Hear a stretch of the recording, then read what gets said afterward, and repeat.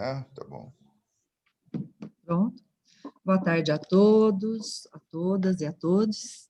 Bem-vindos a mais um seminário do curso de especialização em produção multiplataformas, da UFSCar e do Grupo Gêmeos. Bem-vindos, né, a esse conjunto de lives que o grupo está organizando esse ano, com o tema Plataformização do Entretenimento, que traz convidados semanalmente, a cada 15 dias, que vêm discutir esse mundo plataformizado, essa sociedade plataformizada já, né, que vem vindo há muitos anos e que agora, na era Covid, se consolidou, né? Então, nós convidamos hoje para discutir um tema que também foi, né, muito modificado, muito abalado com essa vida plataformizada, que é a questão da literatura. Então, nós intitulamos essa live Literatura Online, e a gente tem o prazer, a honra, né, de ter aqui conosco dois convidados, dois companheiros meus dos grupos de pesquisa em semiótica discursiva, que são a professora Renata Mancini, professora associada da Universidade Federal Fluminense, com doutorado em Semiótica e Linguística Geral pela USP e pós-doutorado na Universidade de Paris, França. Obrigada, Renata, mas já adiantando sua disponibilidade aí para estar com a gente num sabadão desses. E o Antônio Vicente Serafim Pietroforte, que é professor titular de Semiótica do Departamento de Linguística da Universidade de São Paulo. Então, também, Vicente, muitíssimo obrigada. Tenho certeza que são duas pessoas que trabalham com essa questão da literatura já há muito tempo. A Renata trabalha, inclusive, com a questão da tradução intersemiótica, né, trabalhando com a questão dos quadrinhos no online, nessa vida, né, da arte, de modo geral, no digital, no universo, né? E o Pietroforte é um dos precursores da semiótica do visual, ele que traz para nosso grupo, né, um aspecto tão importante aí também, não só da literatura, como também, né, da aplicação desse visual, desse universo da imagem. Então, dois especialistas que vão poder trazer aí para a gente uma discussão muito legal sobre o tema, então, da live.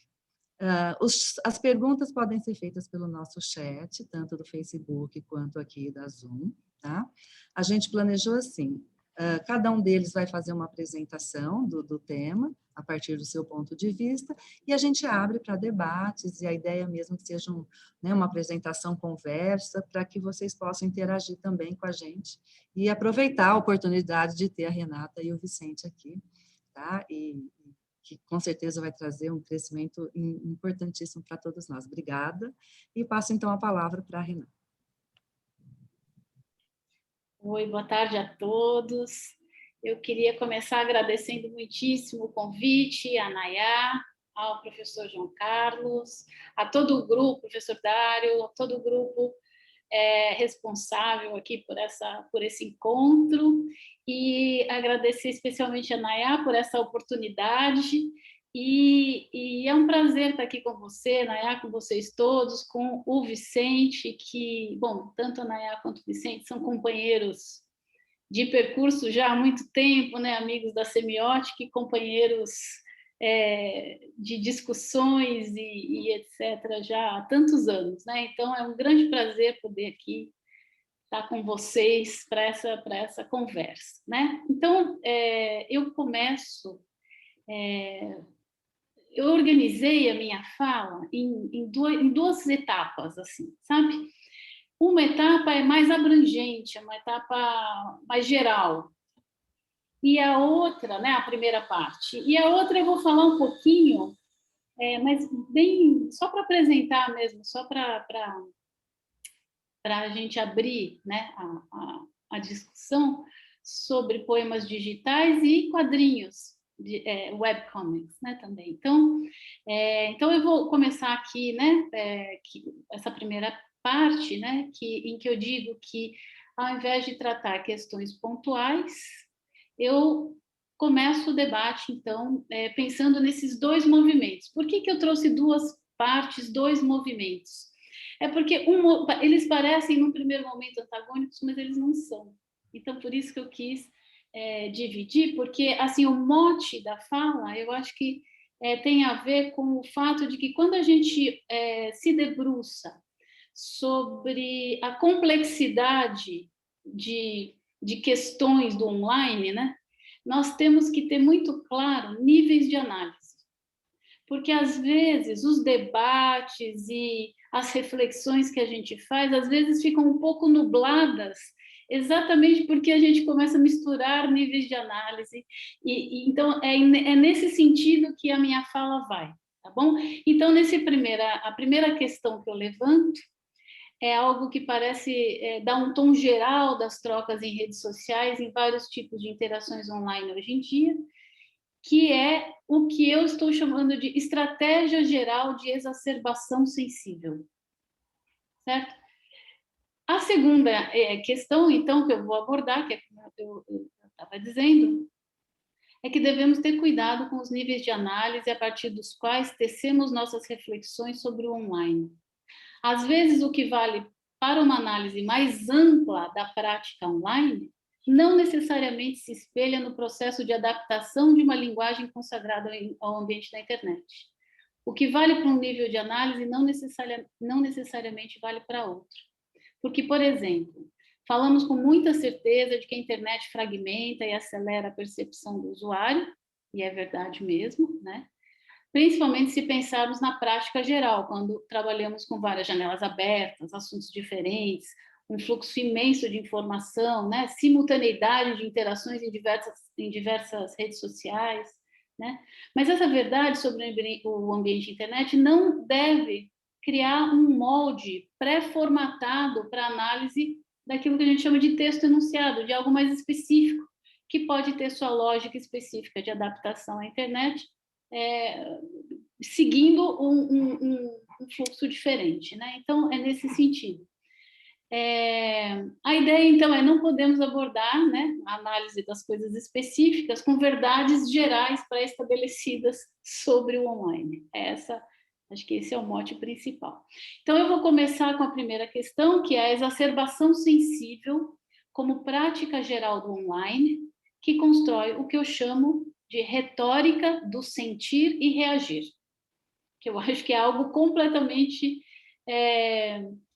comum e bastante difundido nas práticas online, né? Nas práticas da internet. Então, eu vou ler um pouquinho só para garantir o tempo, tá? Já há algum tempo, a grande mídia e os protocolos tácitos de definição das estratégias que modelam as superfícies de interação das redes sociais investem de forma contundente na manipulação sensível da audiência, tanto no que diz respeito à ênfase passional dos conteúdos, quanto ao relevo que ganham as interfaces sensoriais que dão corpo e identidade às diferentes práticas. Espectadores, usuários, formadores de opinião, somos todos habituados na lógica do excesso. Excesso de informações, de estímulos variados, de rapidez das trocas, de múltiplos tipos de gadgets que mediam nossas interações, aliados a uma saturação passional direcionada à indignação, à repulsa, ao ódio, ao medo, mas também à complacência, à ternura, ao êxtase, à adoração, em suma. Somos, via de regra, solicitados primordialmente pelo sensível, portanto, acostumados a, antes de mais nada, reagir, e o que parece ser o motor de fenômenos atuais como a consagrada lógica da lacração, ou mesmo a base fértil para as fake news, né? Em artigo da BBC Brasil, Lilian Carvalho, coordenadora do Núcleo de Comunicação, Marketing e Redes Sociais Digitais da Fundação Getúlio Vargas, deixa claro como o algoritmo das plataformas trabalha para que passemos mais tempo nelas. E os posts e assuntos com reações mais extremas nos faz ficar mais tempo por causa da indignação dos dois lados. Tá vendo? Então, o algoritmo já filtra os excessos, as exacerbações sensíveis, né? A exacerbação sensível passa, portanto, a se espraiar nas várias práticas de comunicação e interação, o que acaba por criar uma estratégia convergente, orientada pelo sentir e reagir, e guiada pelos medidores de audiência e pelos algoritmos que criam um universo compartilhado, onde o tensionamento passional e sensorial passa a ser uma base comum dos mais variados tipos de textos midiáticos. O influenciador digital Felipe Neto, considerado pela revista norte-americana Time como uma das 100 personalidades mais influentes do mundo em 2020, em entrevista à Carta Capital, ele afirma que o grande vilão, aqui abro aspas, não é a internet, mas o algoritmo, e ele é a maior ameaça à democracia atualmente no mundo. Os algoritmos prezam a retenção, e o que mais gera retenção é o radicalismo. Quando você radicaliza na sua rede social, alguém passa muito mais tempo navegando por ela. Fecho aspas. Quando falamos de estratégia convergente, não estamos tratando exatamente da mesma questão levantada por Jenkins, quando descreve a narrativa transmídia como aquela que não pode ser completamente explorada ou esgotada em uma única obra ou mídia, né? Mas estamos criando um paralelo ao descrever a exacerbação do engajamento sensível como estratégia transmediática de construção do universo social do sentir-reagir, cuja manutenção depende da difusão de experiências tonificadas e veículos de mídia distintos, plataformas digitais variadas, diferentes obras e gêneros midiáticos, né?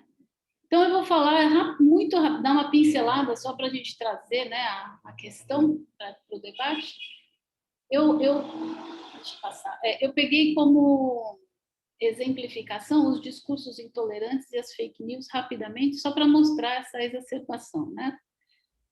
Diana Luz Pessoa de Barros, em extenso percurso de pesquisa sobre os discursos intolerantes na internet, aponta claramente a exacerbação da dimensão sensível como estratégia de textualização recorrente.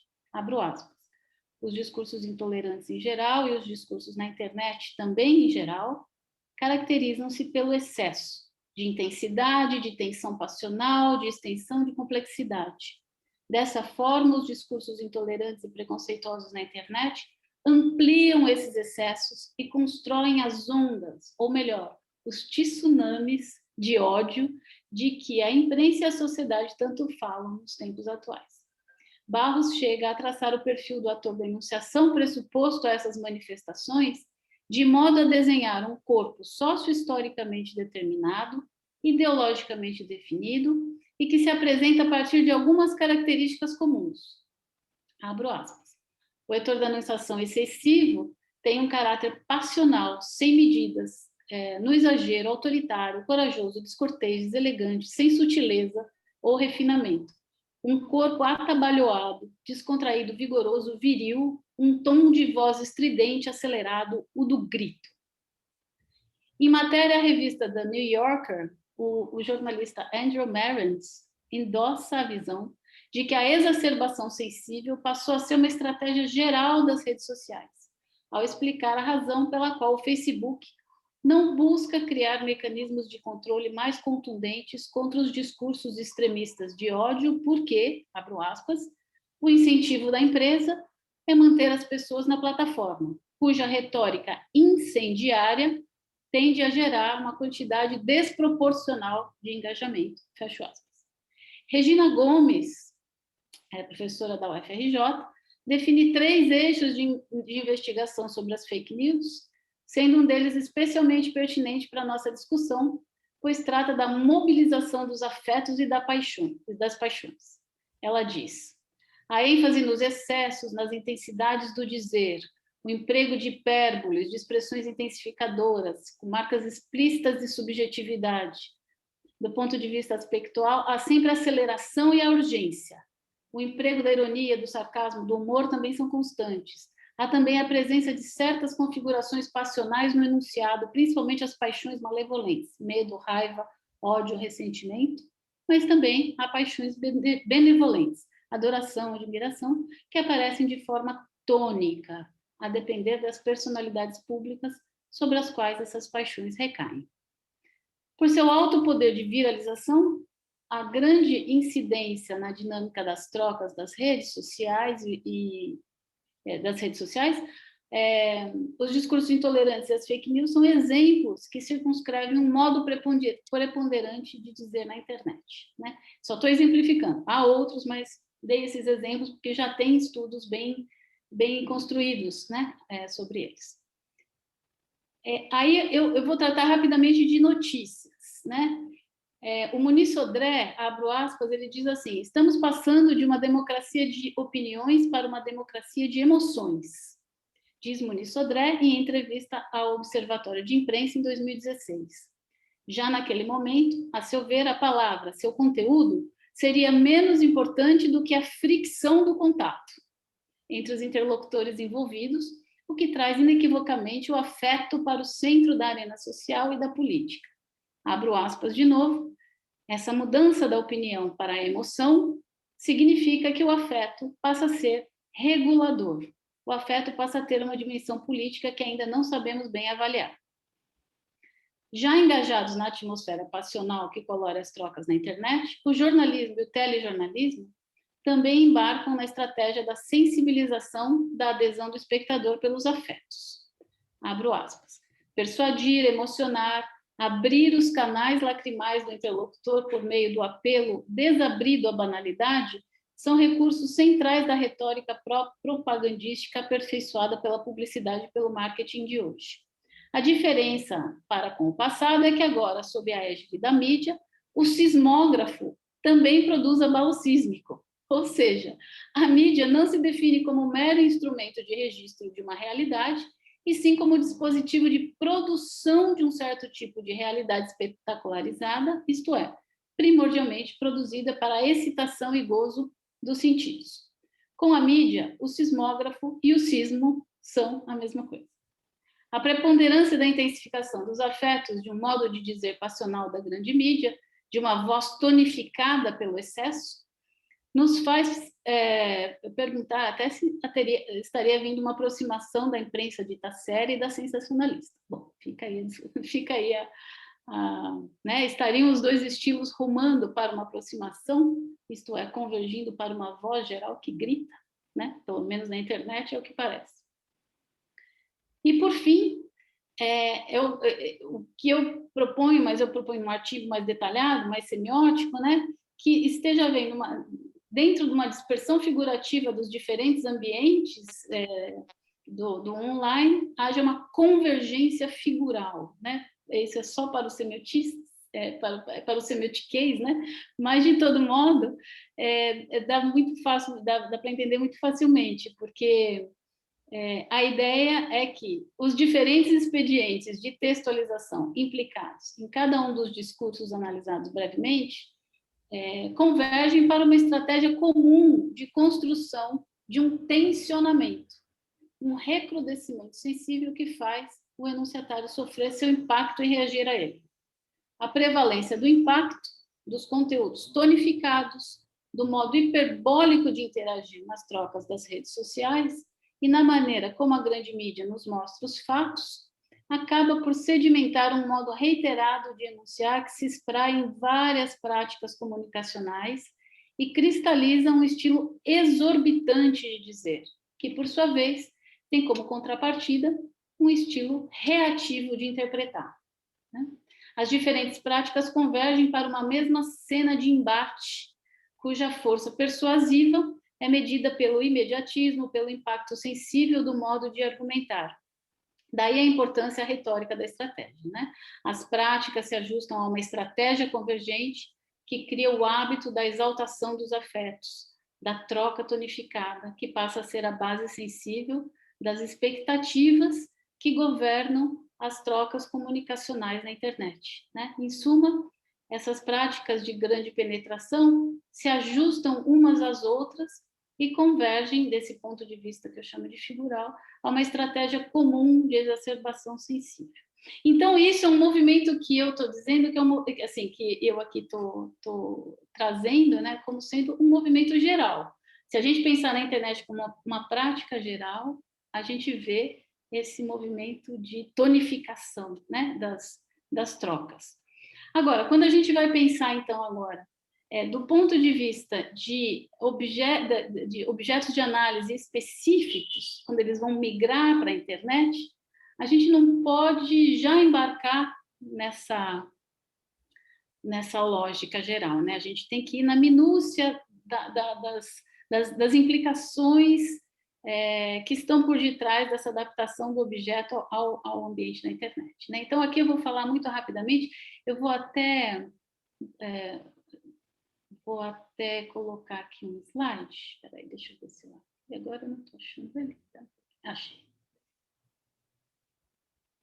Que eu acho que fica mais fácil, né?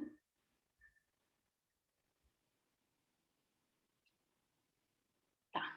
Então, um primeiro caso que eu vou comentar são os poemas na internet, né? Que são os poemas digitais, né?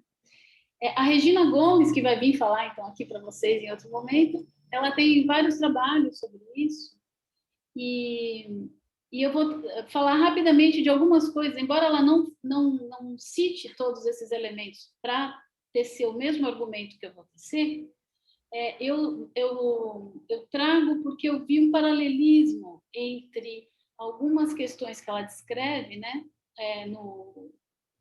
nessa migração dos poemas para a internet, e os quadrinhos, que eu vou comentar logo em seguida. Então, rapidamente, os poemas digitais, ela diz que é comum, né, nesses sites de poemas digitais, é comum haver um comentário metalinguístico, as motivações poéticas, a elaboração expressiva dos textos, né? Nessas páginas você tem inscrição de links, citações e comandos que orientam o modo de ter acesso ao texto.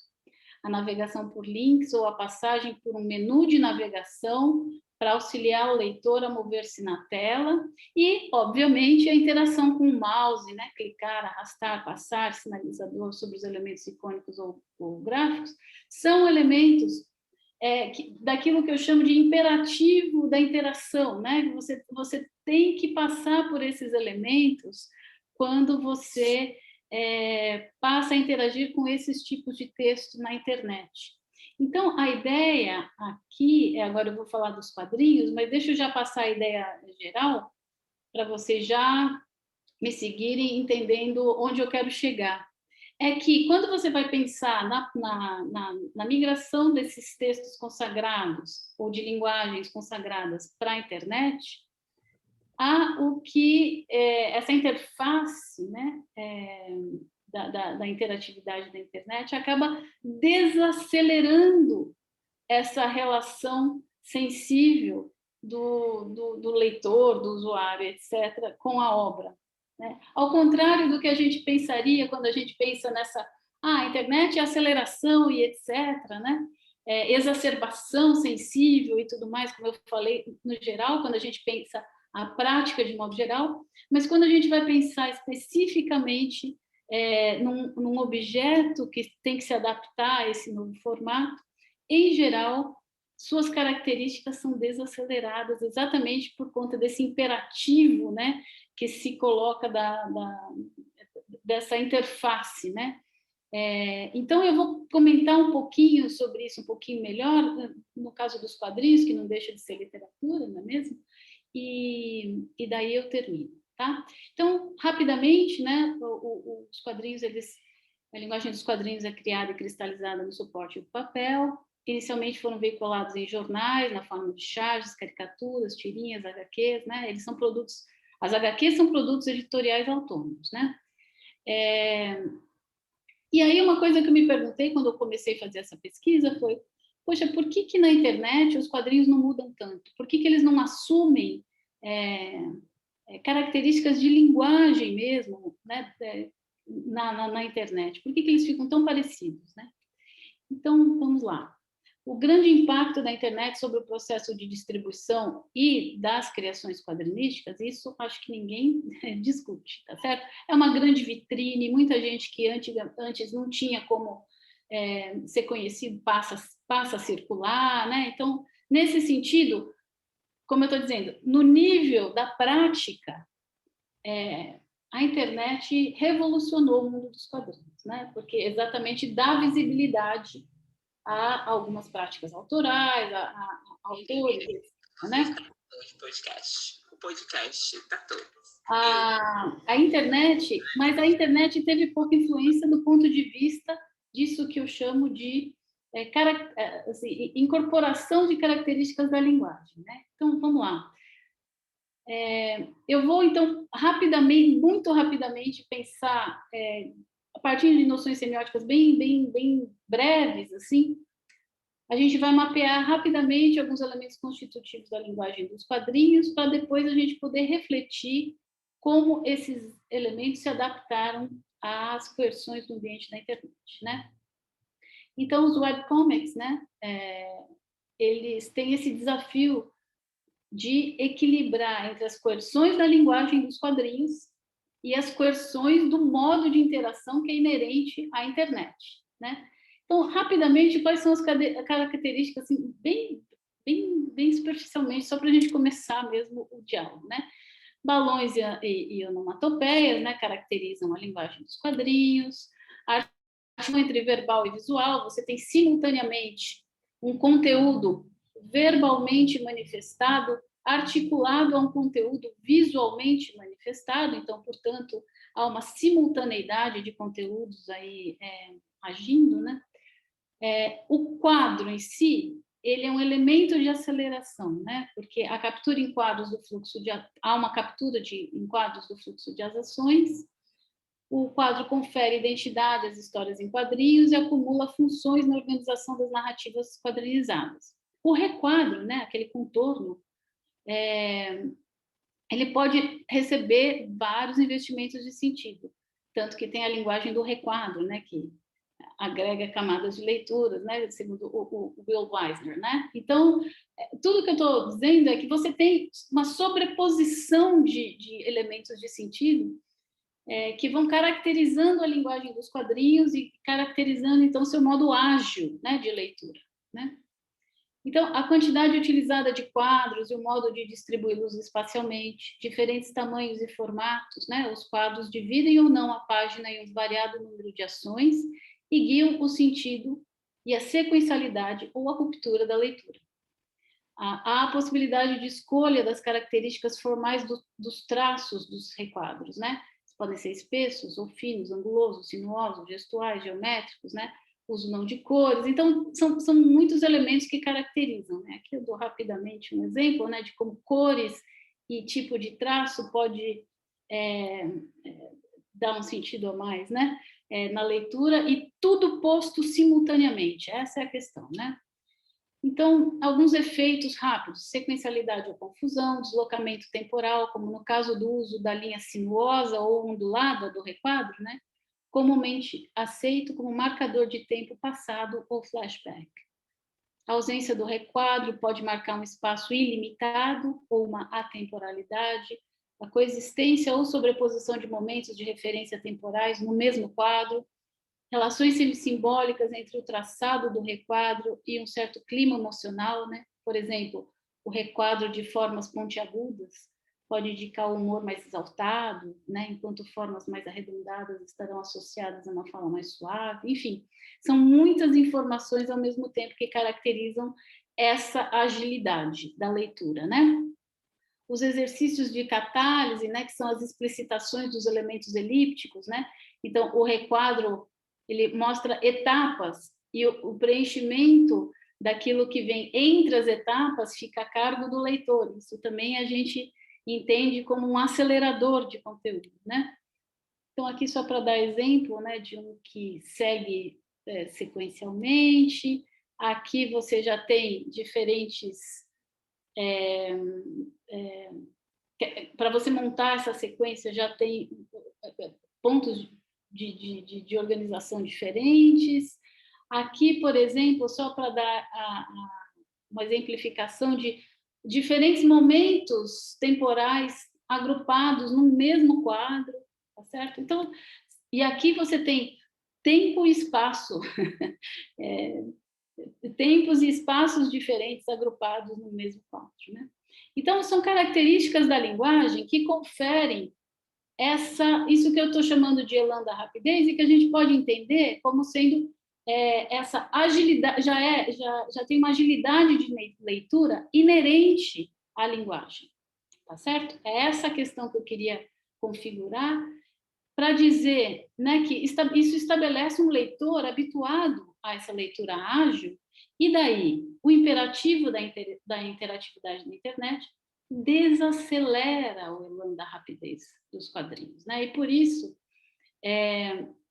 o modo de interação previsto pelas potencialidades da linguagem cria uma leitura ágil, né? Mas essa leitura ágil, ela vai ter que se submeter a essa coerção do modo de interação com a internet, né? Então, por exemplo, quando os quadrinhos eles trazem para a linguagem alguns elementos característicos da internet, né? Você desacelera essa relação com o quadrinho, né? E por isso que muita gente não gosta e por isso que não deu muito certo, né? Não tem tanto, né? Os webcomics não são tão diferentes dos quadrinhos de papel, né, no fundo. Então, por exemplo, a sonorização, a aproximação do leitor com a obra por adicionar uma dimensão da audição, né, a experiência da leitura. O som substitui as vocalizações escritas dos personagens e, com isso, ele destrói um elemento importante, que é o balão de fala, tá certo? Mesmo que a HQ permaneça na versão digital e sobre ela se instaure a dimensão sonora, há aí uma desaceleração considerável na experiência, pois a linearidade do plano de expressão sonoro faz com que a simultaneidade e consequente sobreposição das vozes na leitura dos quadrinhos em papel seja desdobrada no tempo na internet. Se no papel podemos ver quase que simultaneamente a voz do narrador numa caixa de diálogo, a voz de um personagem no balão, onomatopeias, etc., com a sonorização, a apresentação desses elementos ganha um ordenamento que não existe, né, nessa leitura do papel. A visualização na tela do computador é também uma característica importante, né? A tela apresenta dimensões, orientação e manejo diferentes em relação à página impressa, e isso implica uma nova dinâmica para a leitura, né?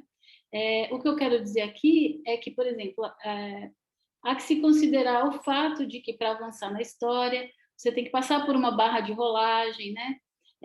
Você opta, né, pode optar pela organização em hiperlinks, né? E aí imprima uma desaceleração. Todos esses elementos imprimem uma desaceleração. Então, para finalizar,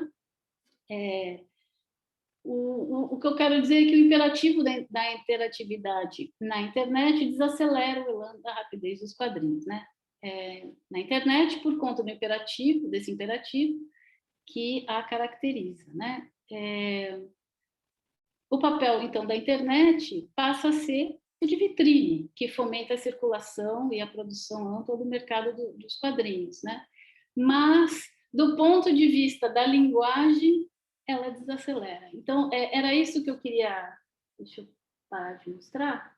Eram essas duas visões, né, que eu queria. Uma macro da prática da internet e uma mais micro das estratégias específicas de adaptação de uma linguagem à internet, se exacerba os elementos sensoriais e sensíveis de uma maneira geral, né?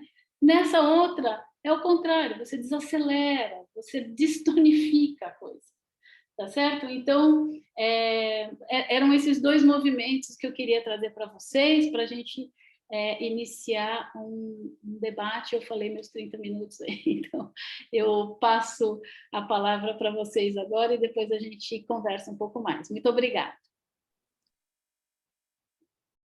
Muito obrigada, Renata, excelente. Depois, então, a gente vai passar a palavra para o Vicente, no final a gente abre a conversa. Pode ser? Então, Vicente, obrigada novamente. Oi, queridos, boa tarde. Vocês estão me vendo e me ouvindo, né? Não, porque como eu falei, meu microfone chegou a dar problema. Eu estou conferindo tudo para sair tudo Queridos, obrigado pelo convite, Naya, fiquei muito contente. Tá bom? Essa história de você ficar preso, assim, eu não... Me lembro que o último dia que eu saí, que eu fui dar aula, foi um dia antes da faculdade da Cefeleste aqui fechar, né? Eu falo aqui, eu sou vizinho da faculdade, ela fechar. E aí, no dia seguinte, eu me lembro que foi uma sexta-feira, né? Vieram as notícias no e-mail falando que houve casos na geografia, então o pessoal estava preferindo fechar tudo, né? Então, eu não fui mais, assim, aí, o contato que eu estou tendo com os meus alunos. Eu dei umas 4 aulas, eu me lembro, no ano passado, esse ano tudo online, né? Segundo semestre do ano passado, tudo online.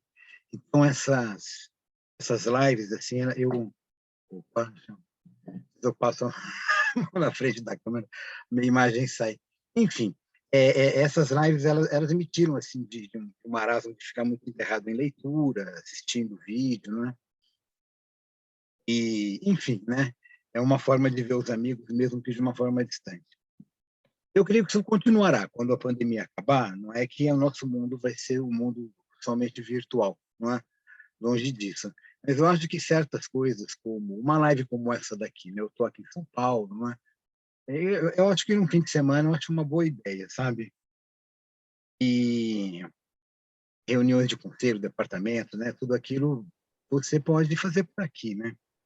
Eu acho até melhor, porque você fica em casa, fica na sua tranquilidade. Então, queridos, como eu avisei no começo, né, antes de começar, eu vivo com 5 gatos, então, às vezes eles passam por aqui, eu consegui entrar num acordo com eles, mas às vezes eles voltam, então eu preciso dar uma administrada, eu vou pedir para vocês, às vezes, terem paciência. Se eu precisar, opa, segura ali, segura, né? Queridos, é o seguinte, eu vou projetar algumas coisas, né? Quando a Naya falou para mim sobre quando a Naya falou para mim do tema, né, literatura online, eu confesso a vocês que não é o meu forte, assim, a internet, eu navego na internet para assistir filmes, para ouvir músicas, né, até com os livros em PDF, eu tenho alguns, mas eu sempre prefiro os de papel, não adianta imprimir, né? Aquele formato do livro, aquele jeito de segurar o livro, para mim ele é importante ainda, né? A página um pouco amarela, às vezes até o perfume que o livro tem, né? O papel novo, o papel velho, sempre tem a tinta, né? Tudo isso tem algo palpável ali. Na minha geração, por exemplo, a questão da coleção dos livros tal, era algo importante, como era a coleção de disco, né? Que hoje isso não faz sentido, né? Coleção de CD já não faz mais, né? Mas eu tenho, na pandemia, eu aproveitei ouvindo todos os meus discos, né? E é impressionante como você muda, né? Com coisas, não, olha, eu não amava aquilo, né? Hoje, meu Deus, né? E coisas que eu não dava muita bola, depois você revê, né? Revê não, você reouve, né? Enfim, a questão é que não é o meu forte, eu não lido, não conheço, né? E minha referência, assim, para ver, para falar de literatura online, sempre foi... Renato, me corrija, é a Regina, não é? Que trabalha, né? Que você citou. A Regina sempre foi minha referência. Sempre foi minha referência quando eu assisti a uma comunicação que ela fez há alguns anos atrás, já faz bastantes anos, sobre o tema, né? E eu estou sempre para falar, vamos combinar uma live, combinar um dia assim de falar sobre isso, né? Agora acho que dá para organizar tudo, fica algo enfim, mais no horizonte, não é? Enfim, eu sempre fui minha referência, quando eu falo para os alunos, falo para que eles recorram ao trabalho dela, né? E o que eu faço é um trabalho semiótico visual, tem algo a ver, claro, né? Mas acho que não tem tanto o suficiente para que eu possa me aventurar só com a semiótica visual a falar desse mecanismo todo, né? E eu conheço literatura. Literatura é uma coisa com a qual eu me envolvo, a literatura brasileira contemporânea. Quando eu entrei na Letras, né? Faz bastante tempo, acho que 85.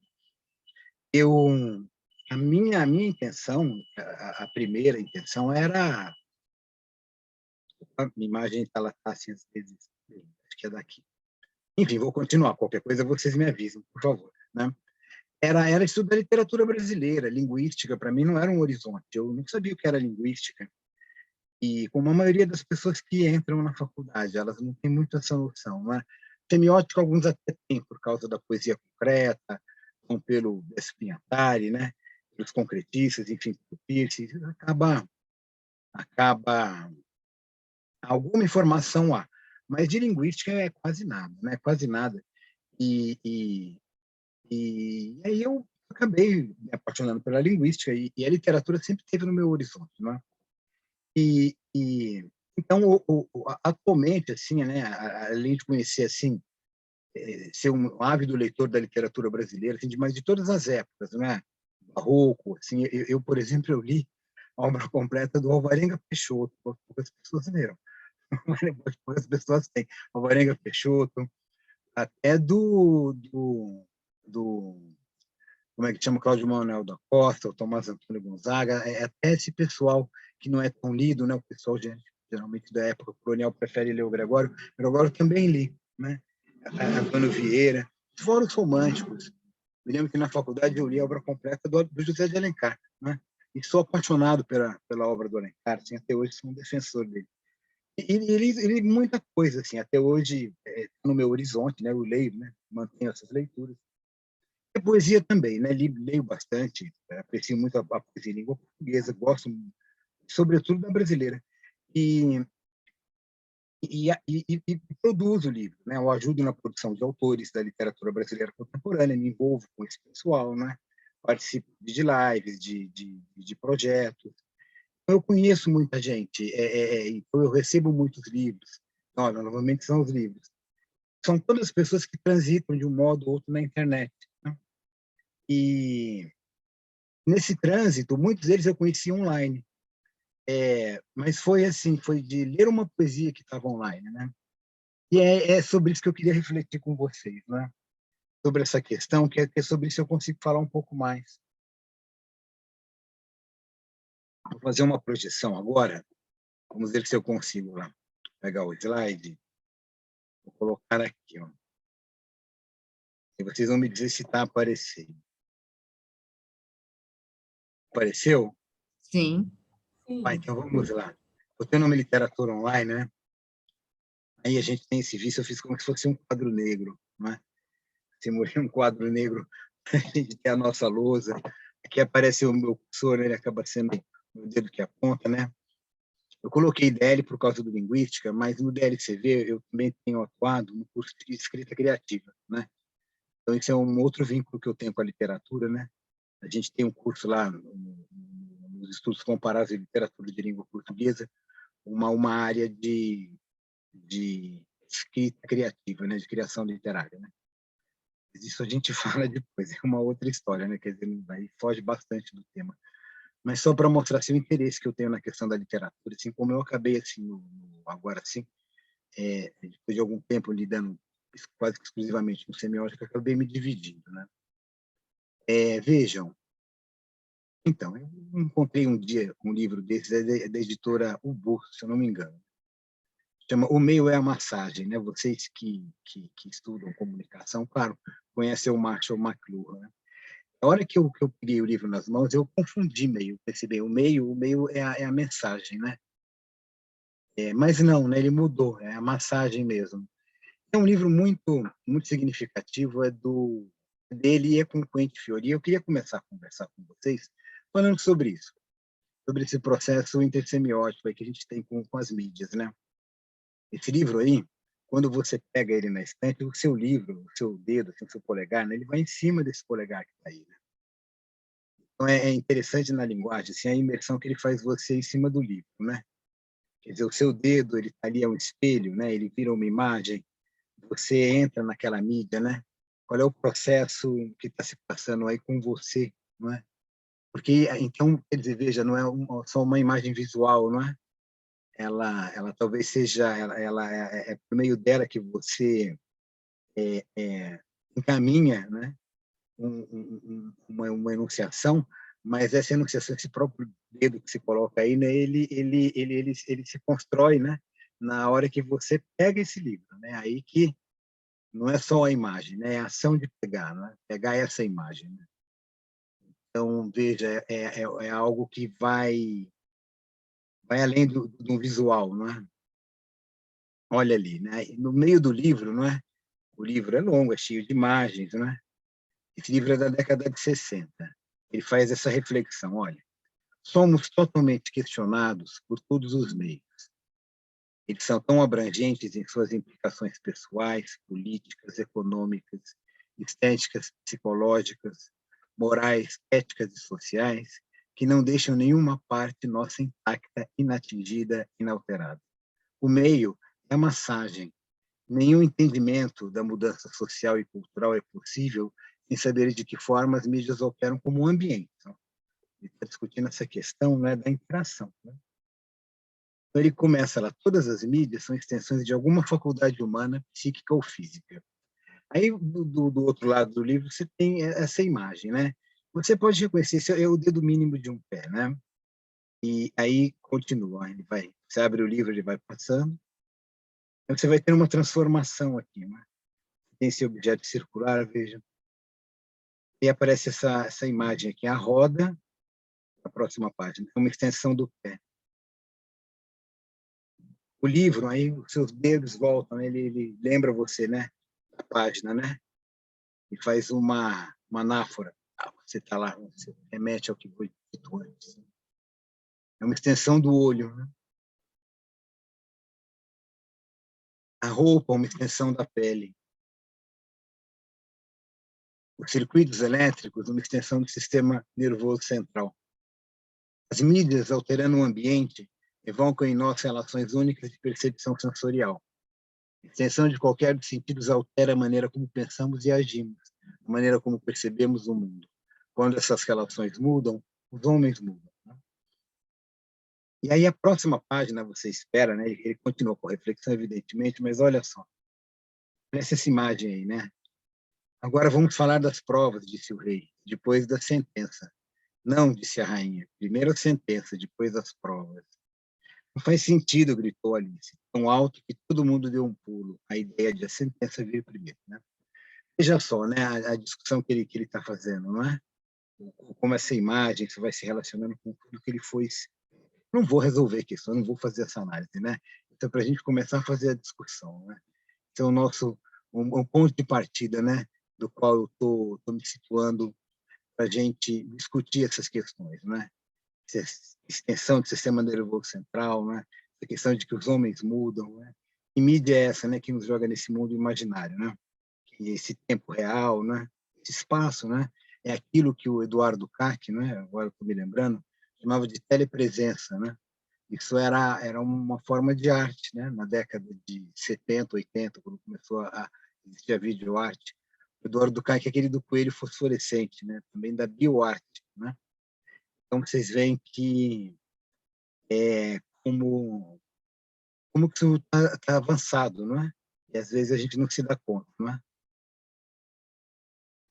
Ele costumava dizer que aquela primeira transmissão de um robô, não me lembro qual o nome dele, de uma sonda, de uma sonda não, de uma nave que pousou em Marte, né?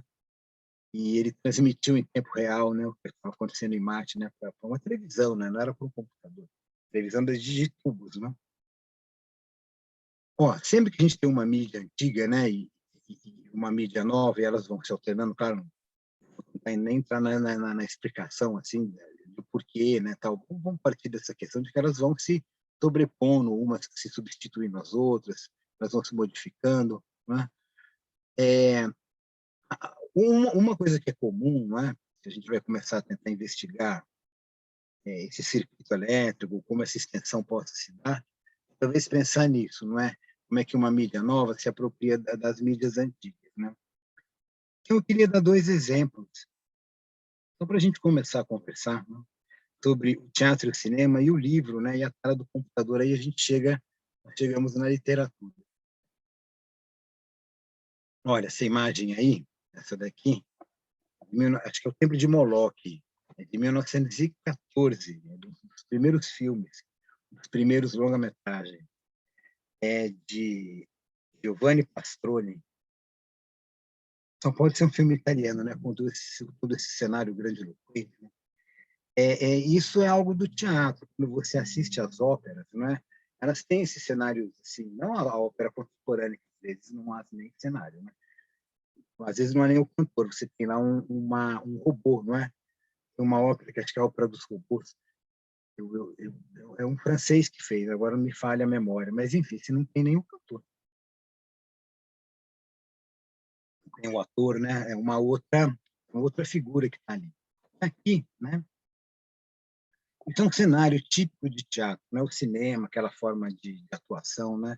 Ela é teatral, né? Quando ele começa a se construir, ele vai recorrer a formas que já existem, né? Para ele se construir. Então, isso fica, né? Essa memória fica, né? Na mídia nova, fica uma memória da mídia antiga, né? Ela persiste ali. Quando você vai para a arte, né, que potencializa esses efeitos, parece que isso fica mais evidente ainda, né? Aqui do outro lado, aqui é cinema também, os dois são cinema, né? Que eu creio que esse daqui é mais teatral. Esse lado aqui é a cena final do Stalker, né, do Andrei Tarkovsky, de 1979, já passou bastante tempo aí, né? E até o tema é outro, né? É um tema filosófico, um tema metafísico. Quem assistiu ao filme deve se lembrar, né? Que essa cena final, que ele é o quarto em que eles não vou dar os spoilers, né? Vai que alguém tenha curiosidade de assistir ao filme. E esse final é um final chocante. Se eu contar, vocês vão me condenar para sempre. Então vamos dizer assim, não é? É um tema cinematográfico. O cinema dessa época não tratava, ele não tratava do cinema. Não é? Esse cinema aqui, por exemplo, esse filme, se não me engano, é aquele que aparece uma assiste pela primeira vez, não é? É um casal que se separa. É um dramalhão, não é? É um dramalhão, como diria o Gramsci, é um dramalhão sem luta de classes, e que tudo depende da moral dos personagens, né? O bonzinho se salva e o malvado é punido. É isso, esse filme aí, não é? Quem assistiu vale a pena, porque é um espetáculo, não é? Numa das versões, não em todas as versões, né? Mas eu assisti a mais longa, né? Você encontra algumas mais curtas, enfim. Né? E no YouTube.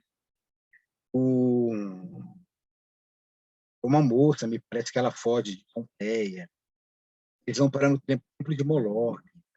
E aí ela se apaixona por um cara, mas ele pensa que ela morreu.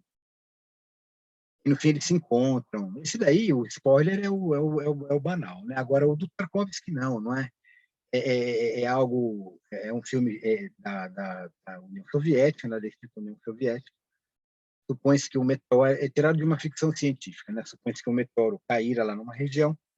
Aquela região ela é isolada, né? Ela é isolada pela burocracia, pela polícia. O filme é bem legal, porque há algumas pessoas que são os stalkers, né? Eles se especializam em levar você, né? Isso já é um tema que precisa de ter fala, né? Você precisa ter uma linguagem, né? Você tem que ter essa linguagem, por exemplo, que é bem própria, que não é dessa época. Essa época é muito montagem, né?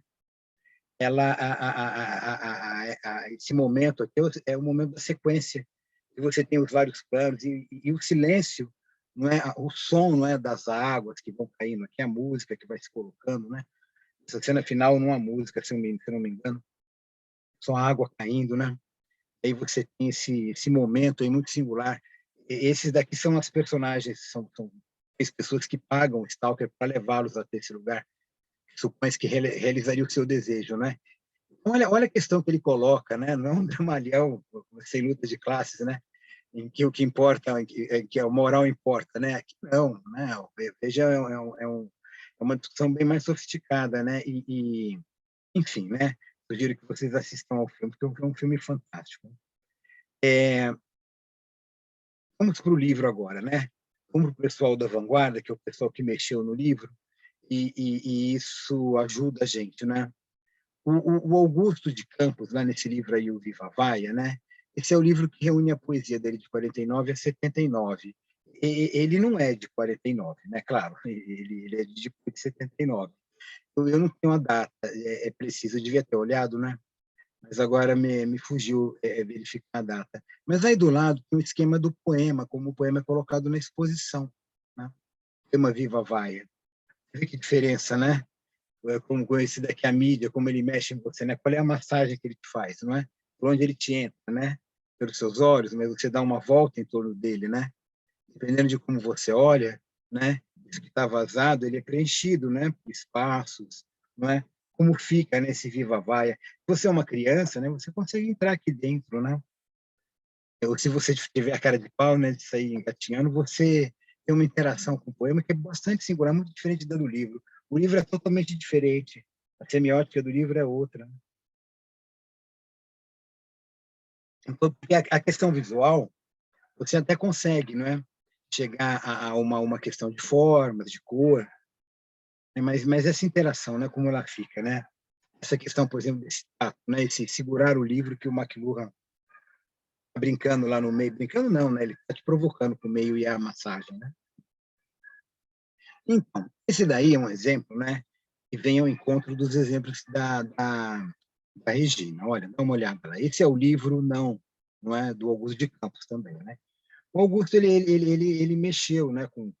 Quando a moda era moda, vamos dizer, quando a questão, né? Era a poesia, a videoarte, ele fez videoarte, ele fez alguma coisa de poesia sonora. O que mais ele fez? Ele fez, claro, poesia concreta, evidentemente, como a gente está observando ali, poesia com holograma. Mas esse poema aí, por exemplo, que é o Sem Saída, né? Se você for ler, né, eu devia ter lido, né, separado tudo, mas cada um dá uma frase assim bastante, cujo significado é sempre sem saída, né? Então não posso ir mais longe, algo, acho que o azul está escrito assim. Nunca, aqui está escrito, ó, nunca sair do lugar. Então, todas elas praticamente têm o mesmo significado, né? O que muda não vou dizer bem o significante, né? Porque o que muda é a expressão morfossintática, né? Dessa narrativa, né? Do cara, do sem saída, né? Ele te constrói um labirinto. Quando você olha para esse poema, ele é um labirinto, não é? Você não é difícil achar a saída, porque a hora que você pega uma frase, você esquece a outra. Mesmo que você colocar todas elas em ordem, né, elas são coordenadas, né, você pode mudar, né, a ordem, o sentido também, o sentido é o mesmo, né, a ordem ela vai alterar sua percepção desse sem saída, né? Então, procurar o poema, né, não encontrar a saída desse suposto labirinto. Mas eu me lembro que no livro, né, vem o CD, né? Nem sei se o CD ainda funciona, porque ele precisa de uma mídia especial, enfim, né? Tem computador que hoje em dia nem mais CD tem. E você coloca lá, você vai clicando na tela e aparece a frase laranja, por exemplo. E você clica, por exemplo, aqui, né? Opa, o que eu fiz? Mudei sem querer. Você clicaria aqui, imagina que fosse o computador, aparece a frase que está em violeta, que é que está em rosa. Até que chega uma hora que você clica, você acha um momento na tela em que aparecem todas ao mesmo tempo. Elas ficam batendo umas de encontro às outras, né? O efeito é totalmente diferente, né? De você procurar, de você, né? São formas muito diferentes de você, digamos assim, fruir desse conteúdo, né? Do sem saída, né? Dessa procura, dessa busca aí. Enfim, né? Então, daqui acho que a gente já passa da literatura, né? Dessa literatura do livro, que nunca foi muito bem do livro, né? Mas que se fixa nele, né? Alguns sim, né? São bem do livro, poemas concretos, mas muitos não, são telas, né? São, são projeções, né?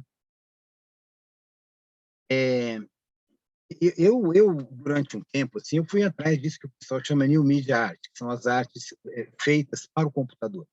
Eu me lembro que eu tive uma orientante, isso há muito tempo atrás, e ela se interessava por isso. Ela me mostrou uma série de... Era na época que o computador ainda tinha aquela tela âmbar, verde, era uma outra história, sabe? Era um momento assim bastante da história do computador. E eu me lembro, coloquei até essa letra verde em homenagem a essa época, lembro que eu li um meio de arte, assim, eu trouxe 2 exemplos só, tá bom? Porque senão, se você for atrás, você vai encontrar um monte, só para ilustrar para nós, assim, que tem, né? Porque, por exemplo, aqui é algo que me parece que vai da poesia, né? Tem algo que vem, claro, a poesia ela sai do livro, né? Esse livro, por exemplo, do Augusto, na poesia de 49, são decassílabos, né? É tudo geração de 40, é o culto do verso. Depois que começa a virar poesia visual, não é? E muitas estão perfeitamente cabíveis, né, dentro da página do livro, né? Inclusive o próprio Viva Vaia, né? E essa daqui é a contracapa do livro, né? Uma poesia visual, né? Quando ela entra no computador, né, ela mantém, né, uma relação com esse significado, com essa narrativa, com essa relação no iniciador, mas ela é outra, né, de um outro ponto de vista, né, nesse da busca, né, esse lance do dedo, essa posição, né. Eu lembro que o Flusser falava a respeito da semiótica da fotografia e que você tem que considerar esse ato, né, de você olhar o clique, né, isso tá ali, né, o vestígio disso fica ali no texto, né. Como fica aqui, né. Então vejam, isso é uma arte que foi desenvolvida para o computador, né, mas vocês vejam como que ela ainda tem o germe, né, dessa relação com a literatura. Ó, esse daí é o Super Mario Counts, em homenagem ao Super Mario. É Cory Arcangel, um artista que esse é de 2012, ó, tem 20 anos. Ele pegou o jogo do Mario Bros, né, que tem aqui, todos conhecem, né? Eu nunca joguei, tá bom? Mas eu sei que essa imagem que é a imagem que está ali, né, de fundo, esse céu. Então, ela tirou aquela figuratividade do computador, né, e projetou aí na tela, né? Virou como se fosse um quadro. Mas é claro, se ela fizesse um quadro, né, talvez perdesse esse efeito, né, de imagem projetada, né? Ela coloca um projetor, não é? Você vai lá na galeria, você vai ver isso projetado na parede. Eu acho a ideia ótima, né? Porque olha o efeito que ela provoca, né? Você entra no videogame aqui, não é? É bem legal isso, né? Eu adoro essas galerias, né? Quando você tem esse tipo de arte, instalação, arte conceitual. Pois bem, né? Esse daí já é de 1996, né? My Boyfriend Come Back from the War, né? O Liana é um grupo, não é uma pessoa, né? E se você entrar na internet, eu acho que talvez você ainda ache. Você vai clicando aqui, você vai construindo uma história, não é? É uma espécie de prosa online, né? É um recurso que você encontra em outros livros, não é? Não vamos ser ingênuos e falar, olha, não, calma lá, vamos devagar, né? Uma inovação, não. Veja bem, né? Se eu não me engano, o Serafim Ponte Grande de Andrade é montado assim, né? Independentemente da ordem da leitura dos capítulos, ele gera sentido. O Jogo da Amarelinha, do Cortázar, é um dos mais famosos pensados nessa questão da seleção dos capítulos, né? Se você for mais atrás, no próprio Memórias Póstumas do Brás Cubas, o Machado já faz isso, né? Ele fala, cara, o leitor lê essa página, vai no outro capítulo, né? Ele já te sugere uma leitura, né, que pode ser feita assim, né? E aqui também volto à questão, né? Eu vejo o vestígio da literatura, o vestígio da linguagem verbal, né? O vestígio dessa relação com uma esse vestígio da mídia, né, da mídia verbal, né, da literatura que fica aí como fica no cinema, né? Essa imagem aqui do Tarkovsky, né, ela não deixa de ser teatral, não é? Esses três aí, né? Inclusive porque ela envolve um trabalho de ator muito mais sofisticado do que aqui. Né? Mas veja só, né? A, a, fica um vestígio, né, para nós, né? Há uma arte puramente, né, digamos assim, online, né?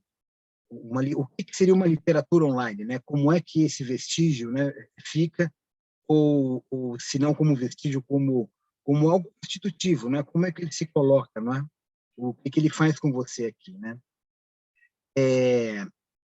Agora eu vou parando, né, para a gente poder conversar e aí, se vocês quiserem, a gente continua trocando ideia sobre isso aí, porque aí é aquilo que eu coloquei como uma extensão, né, para a gente poder conversar. Eu, quando falo de literatura contemporânea, né, quando esse é o assunto, eu costumo dizer assim que desde que eu estou mexendo com isso, não faz muito tempo, não é? Pro de 2006 que eu comecei realmente a ler. É pouco tempo para quem é um especialista, que mexe com isso há mais de 40 anos, não é? Tem a carreira dedicada a isso, não é? Então, eu tenho uma relação assim bastante suspeita, como eu participo, conheço as pessoas, e isso cria uma relação suspeita com a crítica que você não pode falar mal, não é? Às vezes tem um amigo que você olha que te mostra um livro de poema, você fala, não gostei tanto. Aí ele te pede para você fazer uma crítica, falar alguma coisa. Aí você fala, né? Porque esse lado, esse coleguismo, esse elemento, ele também faz parte, né? Não pensem em vocês que ele está presente desde Gutenberg, né? Vejam, aqui, essa questão aqui esses temas eu encontrei com bastante força na literatura brasileira contemporânea. Sinto que o pessoal de hoje em dia, quando eles escrevem, eles vão fundo nesses temas aí, às vezes, claro, articulando uns com os outros. O que eu chamaria de um neorrealismo, é claro que eu estou inspirado, né, diretamente no pessoal do cinema italiano, no pessoal da literatura portuguesa, né, porque lá também houve um neorrealismo, né. Na verdade, esses três nomes aqui, me inspirei na literatura portuguesa, porque lá em que o neorrealismo, explicitamente com esse nome, né, o surrealismo com bastante força, né, o experimentalismo com bastante ênfase também, né, não tanto quanto do neorrealismo, do surrealismo, eles participaram da Revolução dos Cravos, né, os três grupos, né, estavam lá. Os neorrealistas um pouco mais velhos, né, mas que brigaram com Salazar esse tempo todo, né, o pessoal surrealista, experimentalista, era um pouquinho mais novo, né, mas um pouquinho só, por exemplo, 10 anos, 15, não é muito quando se trata de combater o fascismo, né. Então, quando tendo contato com isso, eu verifiquei que isso tem na literatura brasileira, com bastante força, né? Essa questão de uma poesia engajada, ela sempre foi muito presente. Agora ela está muito presente, o que eu leio na internet, ela aparece a todo momento, seja em poesia visual, seja em poesia, a pessoa escreve e coloca lá. Às vezes a pessoa nem digita, ela tira uma foto do livro e põe ali, né? O experimentalismo esse de mexer com a linguagem, né, da poesia visual, etc. Tem bastante gente, né? Tem até uma terceira geração aí, né? Se você for pegar o Gil Jorge, o Elson Freud, todo esse pessoal faz poesia visual, né? Vários outros, né? Que agora eu não estou me lembrando, mas são poetas que estão vivos, são jovens, né? Estão atuando, né? Ricardo Corona, né? Mas tem uma coisa que é muito forte na literatura brasileira. A presença das mulheres sempre foi muito forte na literatura portuguesa, né? Até na contemporânea, você encontra, né? É muito mais do que na brasileira contemporânea, né? Quando você faz um inventário canônico das poetas brasileiras, né? Você vai na literatura canônica, você encontra pouquíssimas, né? Embora há mais do que a Cecília Meirelles, né? Só a Cecília Meirelles. Tem muitas mais, não é? Muitas mais, né? Às vezes aparece mais que a Hilda Hilst, né? Você pensa em Hilda Hilst, Cecília Meirelles, sim, né? Mas quem estuda isso tem um monte, né? Apresentam uma série de escritores. Mas em Portugal, qualquer antologia traz meio que termo a termo, né? Da poesia moderna, contemporânea. Né? Então, eu sinto que no Brasil isso aumentou. Quando você olha, né, é igual, né? Isso estou querendo falar de temas, né? O fato de ser uma enunciadora, isso muda muito, não é? Muda bastante, porque se o tema é a confissão, é a subjetividade, não é? É uma subjetividade em construção, não é? Junto com que a gente poderia chamar aí de uma performance, né? Uma performance linguística, né? Que até como alguns lados do feminismo tratam a questão, né? A Judith Butler, por exemplo, a formação dela, não sei se é toda, mas ela discute linguística, né? Ela fala em performance, surly, né? Ato de fala, enfim. A literatura negra é muito forte no Brasil, não é? Em Portugal, você encontra ali escritores assim, moçambicanos, cabo-verdianos e angolanos, certo? Mas no Brasil você tem brasileiros, né? Porque a nossa população negra ela é de 51%, né? Ou até mais. E eu sinto que isso aparece muito hoje, a ponto de eu me lembro que houve um congresso no Rio de Janeiro, e que foi organizado por alguns poetas, e só havia poetas brancos, né? Aí três escritoras, né? A Luby Prates, esqueci da outra mocinha. A Luby eu me lembro porque eu converso com ela. Eles conseguiram cancelar o evento, falando, peraí, como assim? No Rio de Janeiro não tem uma escritora negra, né? Como assim, né? E tem um monte. Você acha na internet. Aquele movimento, o movimento quilomboje, ele existe desde a década de 70, se não me engano, desde 1978, tematizando a cultura negra. E essa questão do autor ser negro, ela se faz importante ali, né? E a literatura queer, essa é muito forte no Brasil, e ela tem um aspecto muito interessante, né? Eu tive um aluno no semestre passado chamado Ave Terrena, que é um poeta, assim, uma poeta sensacional, escreve muito bem, tem livro publicado, mas também tem um movimento de teatro que ela faz, né? E aí você vê que tem toda uma cena, né, armada em torno dessa questão, não é? Então, na literatura, isso também eu tenho sentido que aparece muito, não é? Já havia no Brasil, sempre houve, né, o pessoal gay, né, que fazia a revista Lampião, não é? O Glauco Matoso, o Roberto Piva sempre falaram disso. O João Silvério Trevisan, claro, né, tematiza isso, né, no romance. Mas eu sinto que esses temas aqui, né, eles são da literatura contemporânea, seja ela pelo livro que você lê, o livro que está na internet, o poema que está na internet, ou até o próprio poema que aparece ali, né? Tá bom? Então, se depois vocês quiserem, eu trouxe aí um exemplo, vários autores aí da literatura contemporânea, tudo uma moçada nova aí. O Elson e o Gil são mais velhos, né? São mais da minha idade. Mas a Rita Medusa tem o quê? Acho que tem 30 anos, né?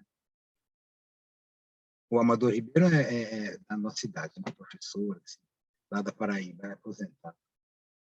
Mas essa moça, por exemplo, de BH, ela está começando o mestrado agora, lá, estudando, se não me engano, Gilca Machado. Essa é uma literatura travesti, é fantástica, né? A Bianca falou, é genial. Esses são poemas fantásticos, né? E o Ricardo Aleixo, é claro, né, para falar de literatura negra, né, não poderia faltar, né, a presença dele, que embora ele não se reconheça assim, engajado no movimento, ele tematiza isso com muita força. Né? Essa Lilian Aquino, fala de literatura feminina, ela foi minha aluna lá de linguística. Não sei se ela foi diretamente aluna da minha sala, mas da época que eu era professor. Então você vê, ela é uma mocinha, né? E essa é a Alessandra Safra, que é genial, né? Uma poesia fantástica, né? Essa ela ganhou um destaque, né, na internet, né? E aí depois virou livro, né? Então, queridos, são exemplos, né? Eu não vou ler todos, né? Só se por acaso alguém quiser discutir algum tema específico, tem alguma coisa para a gente. Olha, veja como aparece aqui, né? Dá para a gente recorrer a isso, né? Então, peraí, deixa eu dar o stop share. E é isso, querido. Eu vou parando por aqui. Acho que eu não passei do tempo, né? Se eu passasse do tempo, vocês iam me avisar, não é? Nada, Porque, nada. assim, por favor. Né? Eu fui meio que me perdi. Eu falei, não, vou falar bem devagarzinho, né? Às vezes Mas fica mais... foi nos envolvendo que nem pensei no tempo, viu, Vicente? Muito Que bom, obrigada. que bom. Eu acho que eu não estourei, não. Não, não, não, não, fica Espero tranquilo. ter atrapalhado. Então, também muito obrigada. E, primeiramente, gostaria de saber se tem perguntas. Eu estou cheia aqui, anotei 1000 coisas, Norla. E se tiver no chat, então, desculpa antes, Norla, aí o Dário vai controlando no Facebook. Se tiver alguma coisa, ele interfere aqui, tá bom? Mas fica à Tá. vontade, Norla. Não, é só para falar que no Facebook não teve ainda, tá? Tá bom, obrigada.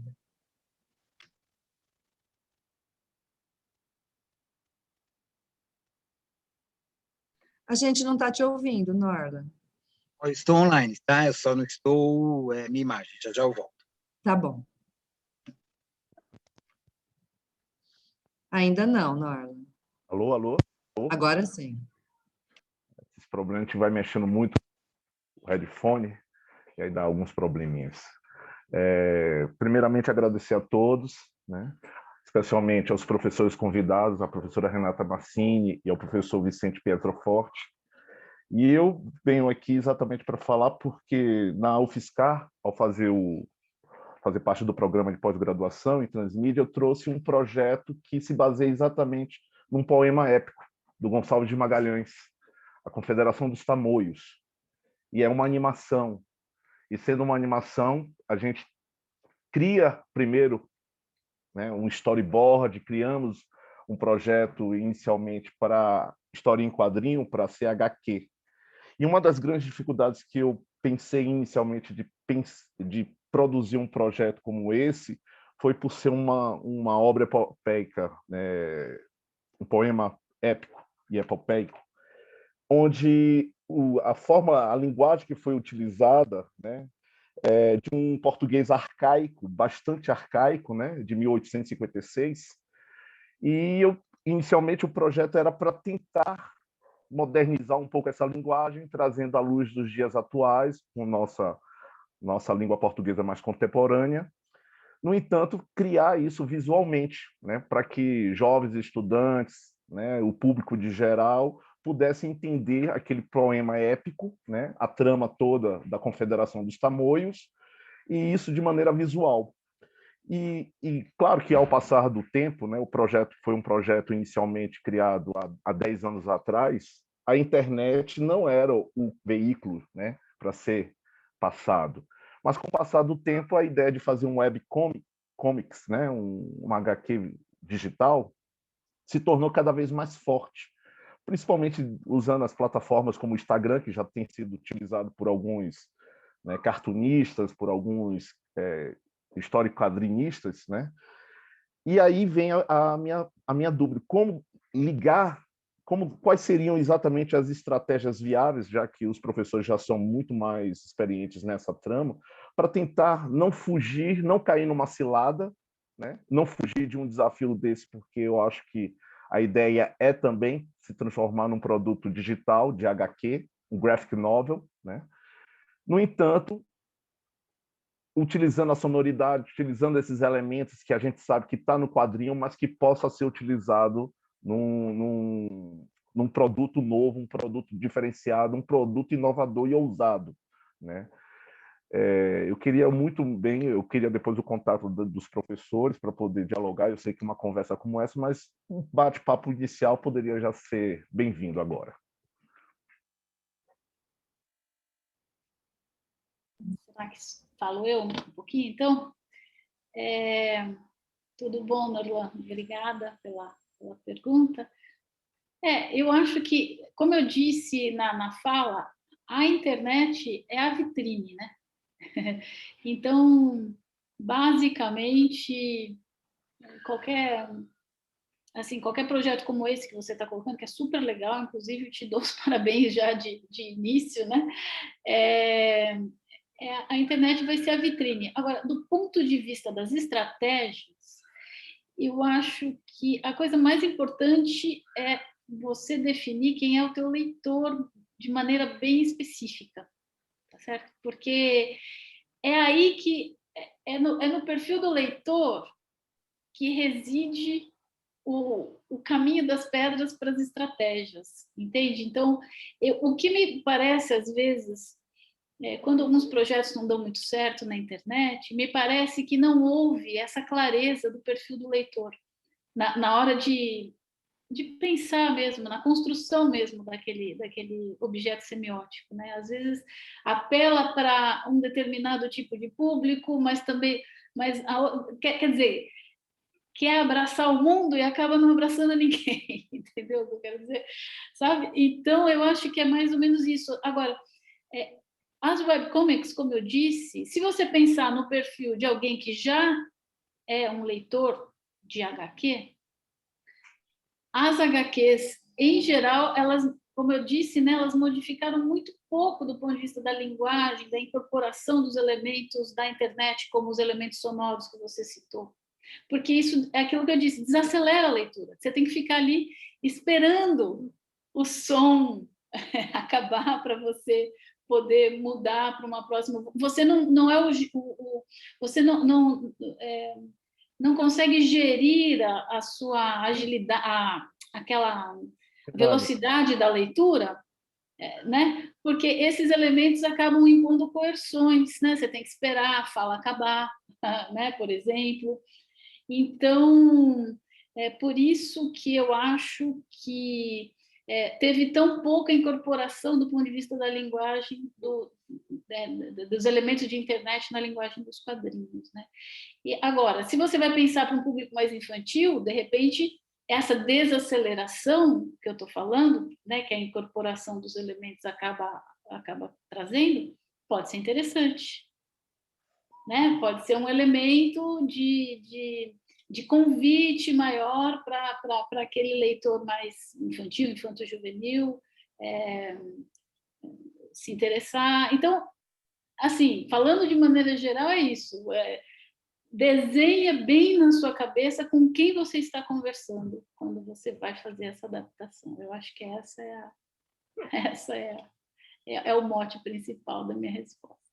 Não sei se ajudei. E o professor Petroforte, tem alguma dica, Oi. sacada? Olha, eu vou fazer um comentário, eu vou te dar umas dicas, tá bom? Espero ajudar aí. Olha, aquilo o caminho que eu segui, né, para a gente fazer a nossa conversa, ele tinha a ver com essa questão desse vestígio que fica, não é?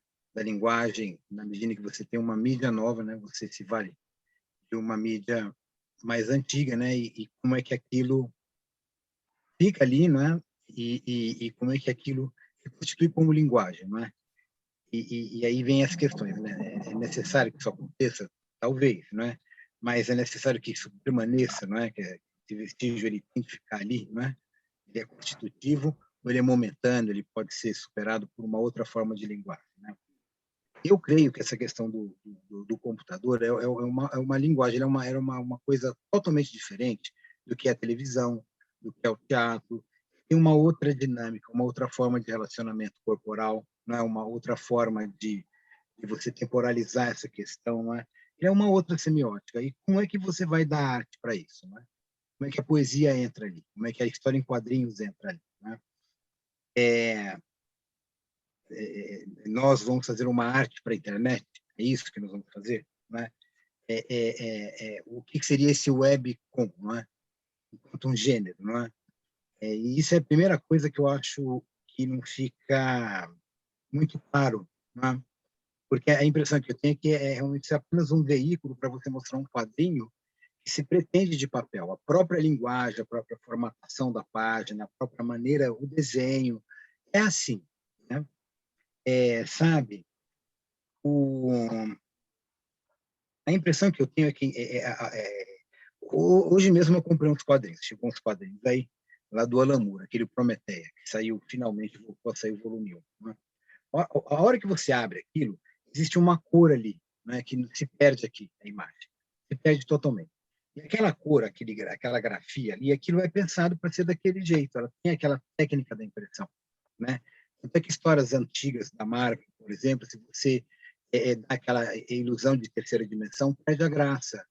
Tem que ter aquele desenho mais chapado, que é como foi feito. Né? Aí você vai observando aquilo. Sim, tem na internet. Mas você está sem grana, percebe? Você precisa ler aquilo, você está fissurado, você tem um celular, né? Aí você baixa aquilo, você tem até os mecanismos para baixar isso de uma forma pirata, aí você lê o quadrinho. Mas o que você pegou dele? Você pegou uma parte desse modo de fruir, é isso que aconteceu. Não é? Você trocou isso por outra. Eu acho que no caso do celular você perdeu, porque fica muito pequeno. Aqui no caso, né, embora você até pode projetar na televisão e fica grande, né, eu acho que você perde a questão do manuseio. E essa impressão que eu tenho, que eu acho da questão da dupla página, enfim, tem uma série de questões que faz parte ali, né, daquela questão do dedo, né, de segurar a história em quadrinhos. Então, veja, a impressão que eu tenho é essa. Muitos amigos meus, se eles tivessem grana, eles iriam preferir comprar o quadrinho. É isso, é uma forma de você democratizar uma linguagem que eu acho bastante válida, né? Essa questão do vestígio, eu esqueci de mostrar, né? Na hora que eu estava fazendo o slide, eu pensei, mas agora eu esqueci. Para dar o exemplo dos quadrinhos, o que era o quadrinho, por exemplo, do Topfer, né? Que é o quadrinho, assim, se não me engano, belga, considerado assim, se não o primeiro, né, um dos primórdios do quadrinho. No final do século é 1718, se não me engano, 18 por 19. Não, metade do 19, coisa assim. Mas na virada do 19 para o 20, né, quando aquilo vira página do jornal, né, no jornal americano, lá, o Yellow Kid, o Walkout, né, assim, a história do quadrinho norte-americano, né, é completamente diferente, né? O Topfer, ele é muito herdeiro da ilustração, ele era um ilustrador. Então, o quadrinho dele são umas figuras, né? E embaixo você tem a legenda, né? A técnica do ilustrador. Né? E isso ficou no quadrinho? Ficou, ainda tem. Mas se modificou muito quando você olha, por exemplo, lá o quadrinho americano, não é? É outra coisa, né? Ele prescinde até da fala, né? Então, mas tem o vestígio? Tem, né? Você encontra, assim, você às vezes encontra a legenda, assim, existe isso ainda, né? Então, quando você fala em fazer um quadrinho, né? A pergunta que eu te digo é o seguinte, né? Qual é o meio material do qual você dispõe, né? Porque isso é uma questão de também um empreendimento, você vai precisar de uma grana para fazer isso. E isso é uma coisa que é importante, a questão do mercado, né? Isso faz parte dessa circulação. Vai dar para fazer, né? Por exemplo, tem um amigo, o Luiz G é lá dos quadrinhos, né? Ele recebeu uma grana da editora Ática para fazer o Guarani. Ele detesta o trabalho. Ele nem fez, não fez quase tudo. Ele dividiu aquilo com uma outra pessoa. É outra pessoa que fez as cores. Ele acha o trabalho muito mais ou menos e ele mostrava para mim, para que eu não queria que fosse assim, eu ia fazer de outro jeito. Ele ia transformar aquilo numa epopeia surrealista. Só que não ia ser mais só o Guarani, uma reprodução visual muito enviesada do que a leitura do Alencar, né? Isso é um truque, não é? Por exemplo, você dá o quadrinho, não, o Alencar, você lê o Guarani, você pode... E quando você for ver o quadrinho, você se liberta dessa questão de ter que ser colado, né, pedagogicamente ao texto verbal, né? E o autor, ele pode delirar. Esse quadrinho de autor que o G queria fazer, ele não pode um contrato. Você vê como é questão comercial, dá uma forma para você, né? E está lá, né? Essa semiótica, essa simplificação está ali. Quando você pega o Crepax, quando ele desenhou o Drácula, o Médico e o Monstro, ele fez o que ele quis. Então você vê o que ele pôde colocar ali, né? Ele fez como ele quis, ele mudou a história, enfiou a Vênus das Peles, né? Termina com o Severin no divã, trocando uma ideia com o Freud. Isso não está no romance original, não é? O Médico e o Monstro, por exemplo, uma série de coisas que não aparece, está subentendido, ele põe ali, né? Então, essa questão do mercado, ela se materializa, ela fica colocada. Alguns autores, valendo-se daquele esquema do Iaco, que são de, não sei como é que emissor-receptor, né? Alguns dizem que o canal é o mercado. Quando você vai falar de literatura, se o autor vem Zohar, quando ele fala do sistema literário, ele fala o mercado, considere o mercado. Ele vai editar também as normas do sistema literário, né? Ele edita também dos quadrinhos. Então, veja o que vai dar para fazer, né? Quando você faz um web quadrinho, você reproduz, não é? O som, como a gente estava comentando, isso é uma redundância, o quadrinho não precisa disso. Imagina um quadrinho erótico com gemidos. Fica patético, né? Aquilo que você vai ficar na sua cabeça, né? Cabe, de repente vira uma voz, ele fala, mas não é essa voz que eu imaginei, não é? Então, exacerba a linguagem para você ver como os defeitos vão pipocando. Então, não é por aí, não é? Então, o que seria esse quadrinho? O que vocês estão querendo? Se é a linguagem de computador, vocês vão ter que montar uma equipe para discutir primeiro a linguagem. É interessante, né? É bem interessante. Eu estou super curioso para ver o resultado. Mas agora, como é que está a grana? Como é que vocês vão fazer? O que vocês querem viabilizar? Querem que mais pessoas leiam? Vocês podem fazer o roteiro, né? Porque é interessante discutir a Confederação dos Tamanhos, a primeira guerra feita no Brasil, não é? O pessoal não fala, porque quando os índios foram dizimados, né? É uma guerra dos índios contra um eixo europeu, né? De invasão, não é? Foi isso. Foi uma resistência no litoral, né? É de 1540, alguma coisa, eu acho. 1555.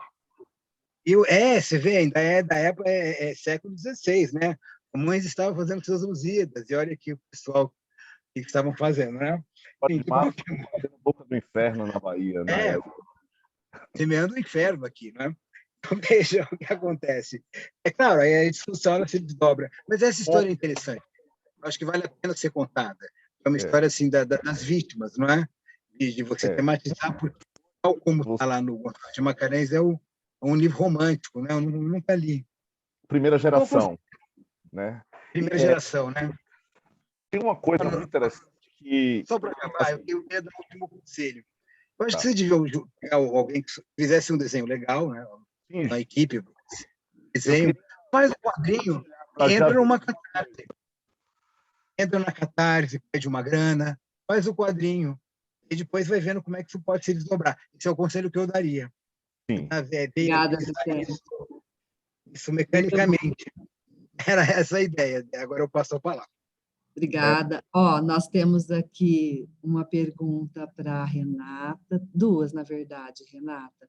Eu vou falar as duas só por conta de organizar, aí você, porque eu queria até que a Rosângela, eu não entendi direito, Rosângela, se você pergunta para a Renata, para a Mancini, fricção de contato mais violência no cinema tem a ver? Não sei se está claro, você quer que ela explique melhor isso? Bom, vou responder como eu entendi, daí qualquer coisa a Rosângela fala, né? Se precisa de alguma adição. Então, o que eu tentei mostrar, Rosângela, é que essa é uma estratégia, por isso que eu falei, é uma estratégia convergente da exacerbação, né? Eu acho que é nisso que você embarcou para fazer a pergunta, né? Então, assim, eu acho que assim, agora, se isso tem a ver com as escolhas específicas, né, de direção de um filme que vai exacerbar mais a violência ou menos, é difícil a gente falar, né? Eu não me... porque a violência no cinema não existe desde sempre, então, a violência e outras coisas, mas eu digo especificamente isso que você está me perguntando, né?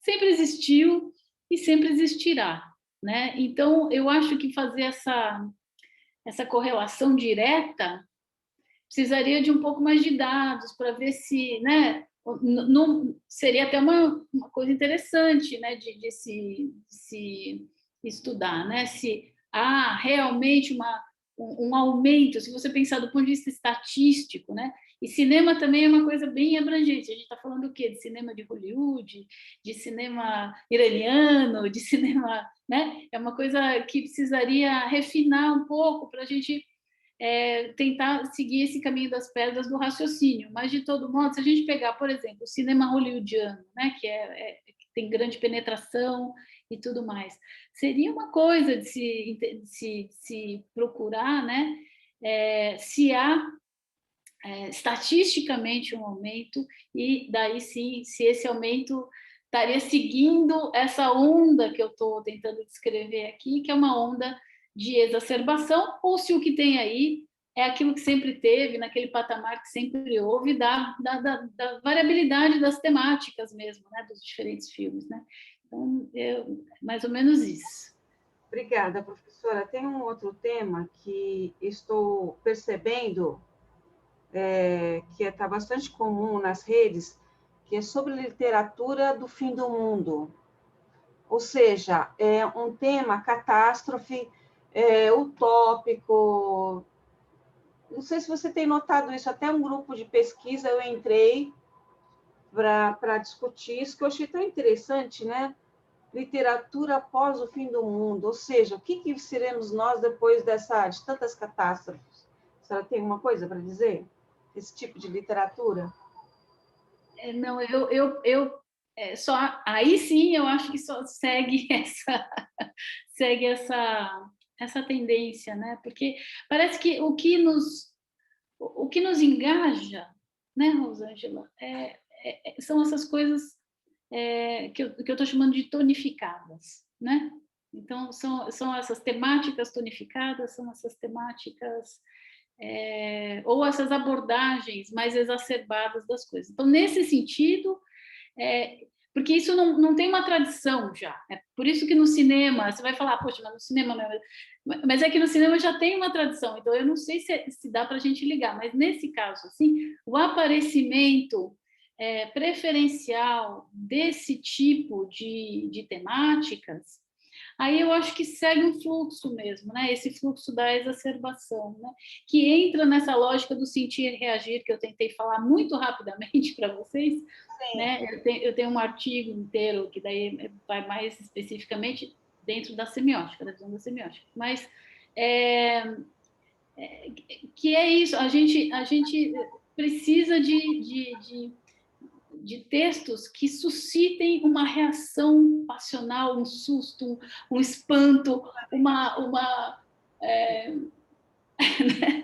que a gente fique indignado, ou que a gente fala, ai, que fofo.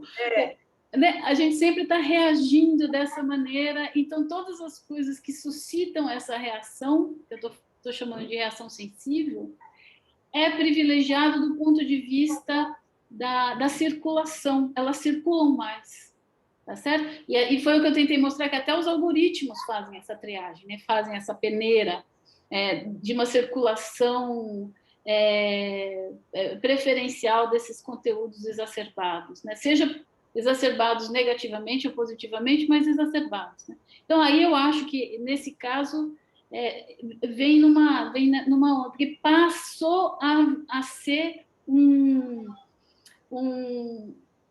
uma coisa com grande difusão, não é um grupo, né? Não, é como você está dizendo, né? Não é só um nicho, vamos dizer, da internet, mas é algo que se difundiu mais, provavelmente por conta dessa onda, né?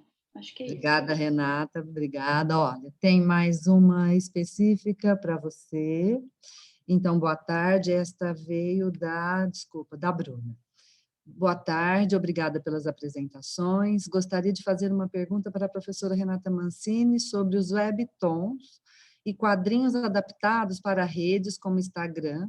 Se, na sua visão, esse tipo de conteúdo é mais pensado para o digital ou ainda é mais próximo de um pensamento de criação do impresso? Bruna, obrigada pela pergunta.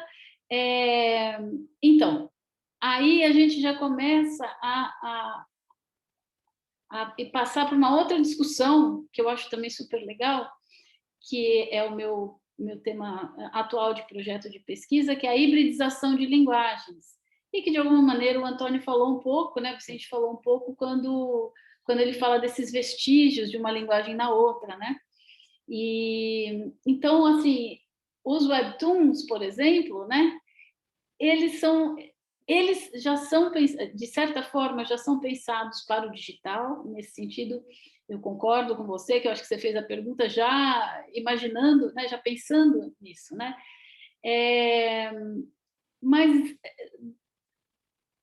de todo modo, eu acho que eles fazem parte de uma estratégia transmídia de valorização das HQs. Então, as webtoons, por exemplo, elas aumentaram enormemente a leitura das HQs, né? Elas são sequenciais, elas são serializadas, e aí sim houve uma coisa que eu acho vale a pena a gente comentar para fechar, que é muito interessante. Houve uma perspicácia dos criadores de webtoons, porque eles se valem de uma síntese, né? Então, cada quadro não tem página, né? Já não tem mais a relação de página, como na HQ tradicional em papel, mas os quadros, eles são quadros síntese, e são serializados, né? São sequenciais. Então, aí, Bruna, eu já acho que já estamos tratando de uma linguagem híbrida. Aí sim, não é a HQ e não é... Tanto que já tem até outro nome, né? Já tem um nome cunhado, e é uma linguagem híbrida que me parece ser uma estratégia transmídia da própria valorização dos HQs, nos quais eles se inspiram, né? Os webtoons se inspiram, né? Mas aí abriria uma nova conversa das linguagens híbridas, que eu acho que daí não tem tempo aqui para a gente fazer. Mas mas é um bom... E no Instagram, só para fechar, no Instagram eu acho que o Instagram ele picota e serializa, tirando as tiras e charges, que são pequenas e que dá para você fazer do Instagram o seu suporte, né?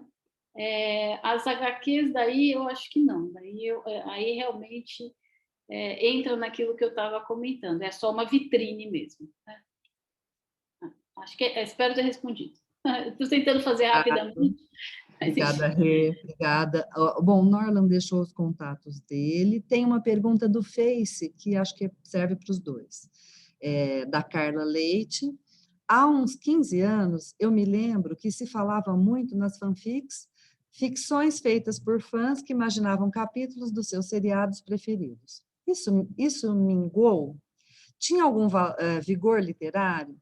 O que seria um vigor literário na internet? A Bruna disse que você respondeu, sim, Renata. Obrigada. Acho que essa pergunta da Carla fica aberta. O Vicente pode começar. Posso responder? Claro. Queridos, eu acho que a questão dos fanfics, eles continuam, não é? Eu não fico muito ligado nas datas, mas se você der uma busca lá no YouTube, você vai encontrar um monte de fanfics do Jason, do Mike Myers, lá de Sexta-feira 13. Você encontra um monte, assim. Você passa a noite assistindo aqueles filmes feitos por o estudante de cinema que está fazendo um TCC, ou está fazendo um trabalho, sei lá, de roteiro, enfim, a coisa está ali, né? Então, sempre as pessoas vão dando essa continuidade, né? Mas essa história de você se valer de outros personagens, que é uma forma, né, de você mostrar que você é fã, né, do personagem de um modo ou de outro, isso só aparece, né, com frequência na literatura, né? Isso é uma coisa da literatura pós-moderna. Você faz uma história inteira com personagens de outras histórias, né? O Glauco Matoso, tem aquele livro dele, a Planta da Donzela, que ele faz com as mesmas personagens do Alencar, da Pata da Gazela. Ele reconta a história, ele dá um outro ponto de vista, né? É uma espécie de fanfic, né, que ele fez ali, né? Eu não conheço muitas na literatura brasileira, mas em quadrinhos assim se encontra um monte, né? Eu acho assim que a síntese da fanfic é as aventuras da Liga Extraordinária do Alan Moore, né? Que ele conseguiu colocar ali, né, em todos os volumes, né? Porque é uma longa saga, tudo da literatura fantástica, né? Está tudo ali. Praticamente é uma citação por quadrinho, né? Então você encontra lá, né, assim, um grande exemplo, né, de fanfic, né? Personagens, inclusive, ele não criou nenhuma, né? São todas oriundas, uma do Bram Stoker, outra do... a gente falou do Médico e o Monstro, lá o Mr. Hyde está ali, né? Então, o Alan Quatermain, né, que é do Hagar, é assim que ele chama, Haider Hagar, assim. Eu lembro que eu li a tradução dessa de Queiroz, das Minas do Rei Salomão. Enfim, isso eu acho que continua acontecendo, né? Eu acho que isso, independentemente da linguagem, aparece. Eu não sei se em poesia tem, né? Acho que já entra mais como uma citação, como uma referência, né? Porque o que você tem que ver é o seguinte: o que você está estudando enquanto um fenômeno assim de texto, não é? É uma referência a um texto que já existe? Como é que essa referência está acontecendo, né? Se você pega, como falei no Alan Moore, ou pega um fanfic famoso lá, aquele lá do Halloween do Rob Zombie, né? Que ele se vale das mesmas personagens, né? Que inclusive foi para o cinema, etc. É feito com atores, Malcolm McDowell, né? Ele gastou uma grana ali, né, para fazer o filme. Não é TCC, né? É algo que teve uma produção, é um fanfic, né?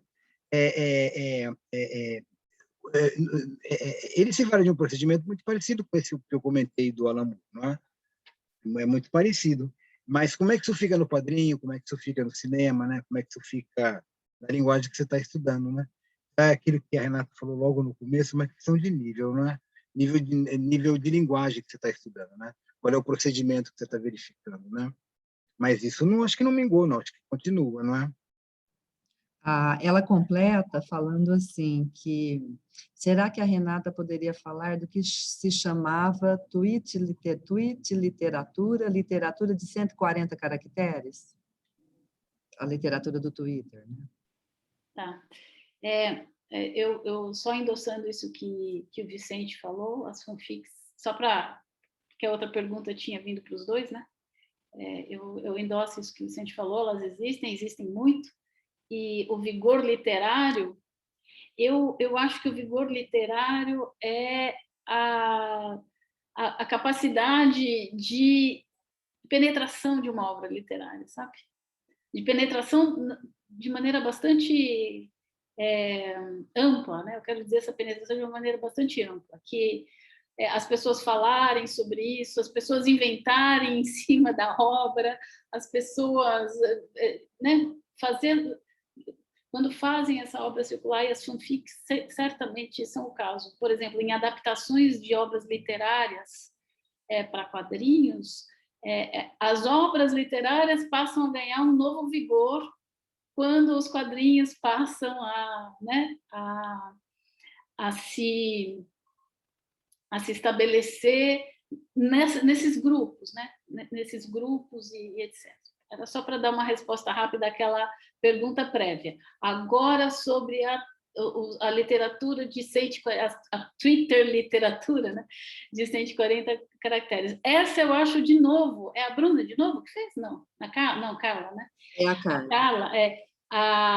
Carla, eu acho que é o mesmo fenômeno que eu estava tentando explicar, no meu entendimento, é o mesmo fenômeno que é o fenômeno de hibridização de linguagens, tá certo? Então, aqui, qual é a questão da hibridização de linguagens? Você tem duas linguagens em contato, e esse contato cria uma terceira, ou uma via de acesso a algo que vai se construindo como um terceiro produto, vamos dizer assim, tá certo? Então, eu acho que tanto essa literatura de 140 caracteres, como os contos breves do Instagram, você tem visto isso no Instagram? No Instagram você tem contos breves, e você tem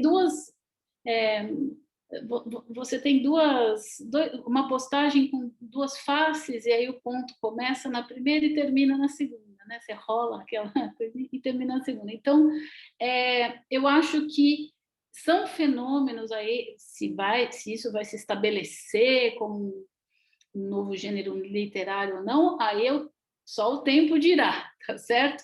O tempo, e se isso vai se consagrar mesmo como um gênero específico.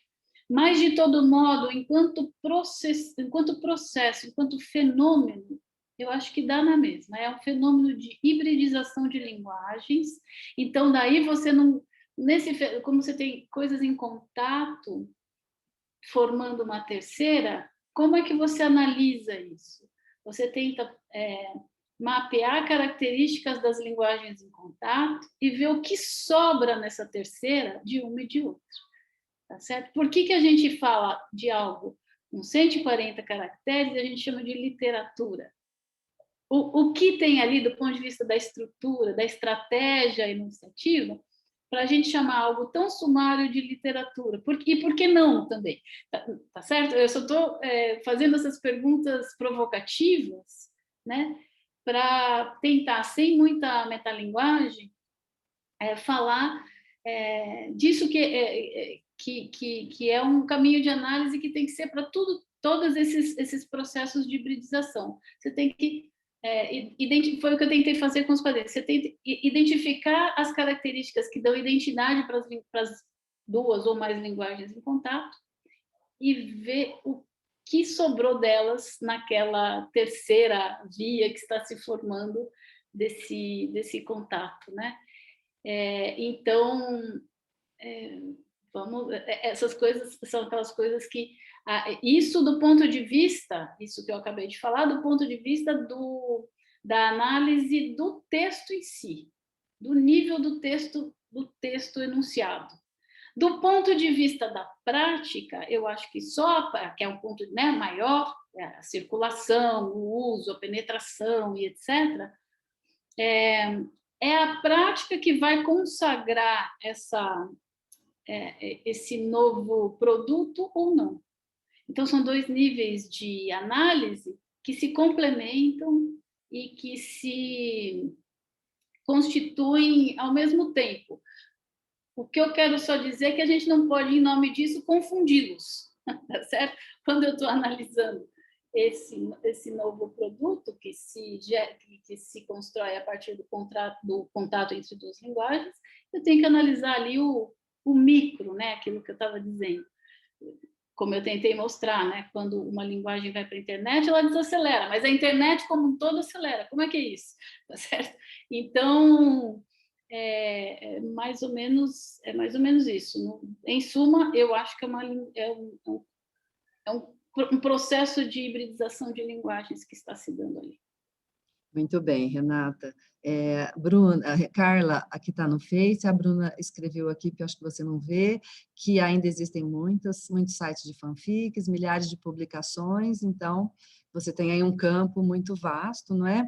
Como a gente está chegando no finalzinho, eu queria, então, né, antes de passar a palavra final para os nossos convidados, então, novamente, super agradecer, porque conforme a Renata foi falando, e depois o Vicente, eu fiquei pensando no privilégio dos nossos alunos que fazem um curso de produção de conteúdo. Porque o que vocês fizeram foi uma aula de produção de conteúdos, né, com ênfase aí no gênero literário, no HQ, né, nos textos, nos exemplos que o Vicente trouxe também, né? Então, eu acho que foi uma aula sobre essa lógica específica, né? A Renata usou esse conceito, esse termo, essa lógica específica de produção de conteúdos, que o Vicente trata de vestígios e que traz o dado e o novo, né? O conhecido, o reconhecido para a inovação, e a complexidade dos níveis que a Renata traz também, esse choque, essa ideia, né, da desaceleração da internet, que é uma questão também super importante, já que vocês vão produzir esse conteúdo. HQ é uma dos formatos de gêneros que a gente propõe quando vocês fazem uma produção para no mínimo 3 mídias, né, 3 plataformas. O HQ sempre está muito presente na produção transmídia, então esses aspectos, né, dessa desaceleração, eu não vou mais falar, né, do andamento mais lento, pronto, de um elan, da quebra do elan da rapidez, né, Renata, para um elan da lentidão, pronto, né, não sai sábado à tarde, turma. Então, eu acho que são coisas, né, e tudo que você veio trazendo dessa complexidade desses novos formatos e gêneros, com essa hibridização, esse terceiro elemento, né, que nasce aí, e muito importante para os meninos entenderem também esses níveis de análise, que coincidiu até com a minha aula, que eu falei com eles, né, dos níveis de análise, que foi o exercício que a gente fez na aula, que é muito importante para o produtor de conteúdo, porque às vezes ele pensa na produção e esquece da análise, né, esquece que ele primeiro precisa conhecer o objeto para depois produzi-lo, né, então acho que foi fundamental.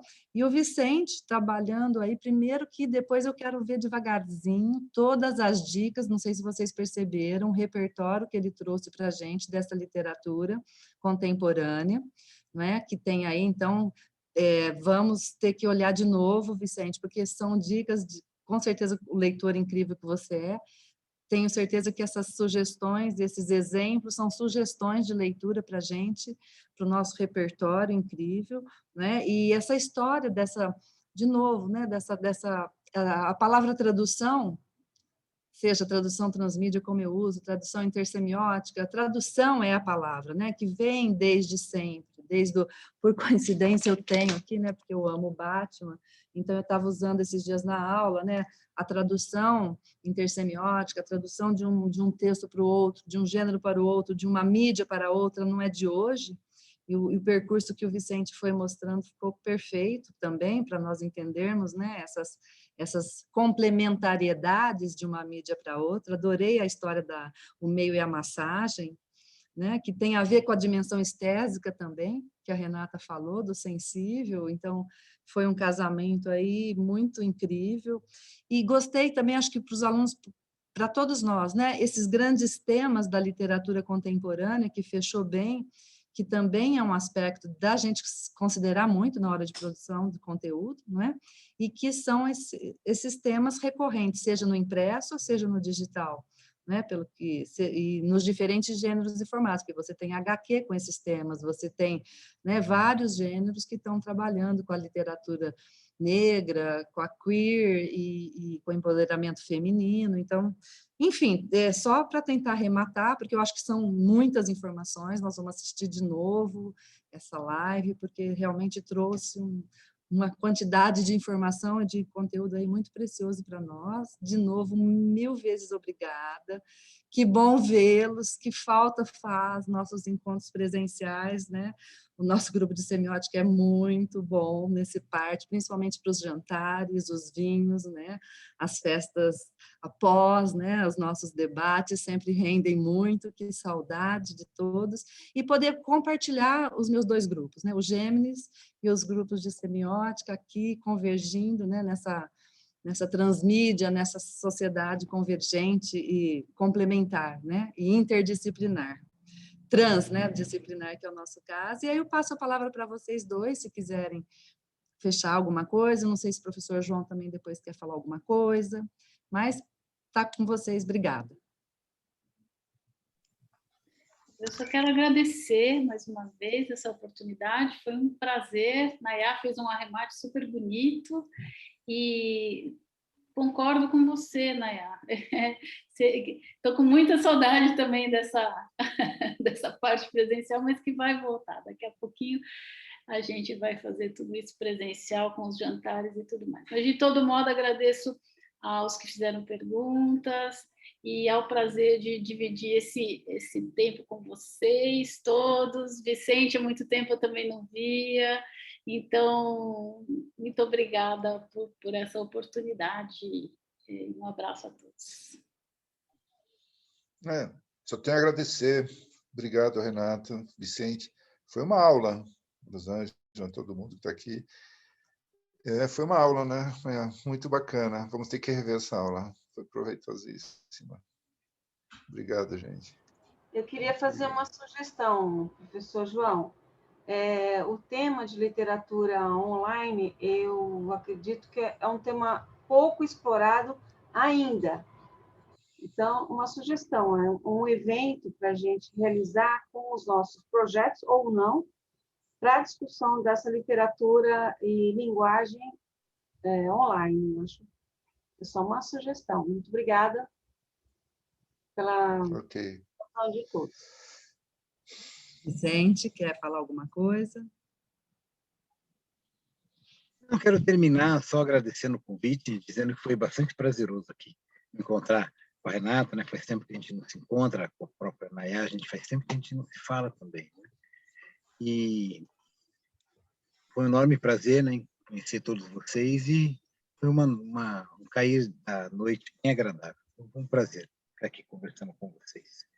Boa noite a todos. Muito obrigado aí novamente pelo convite. Obrigado a vocês. Obrigada, pessoal. Voltem sempre. Obrigada a todos que nos acompanharam aí. Aguardem a próxima. Beijo. Tchau. Tchau, tchau.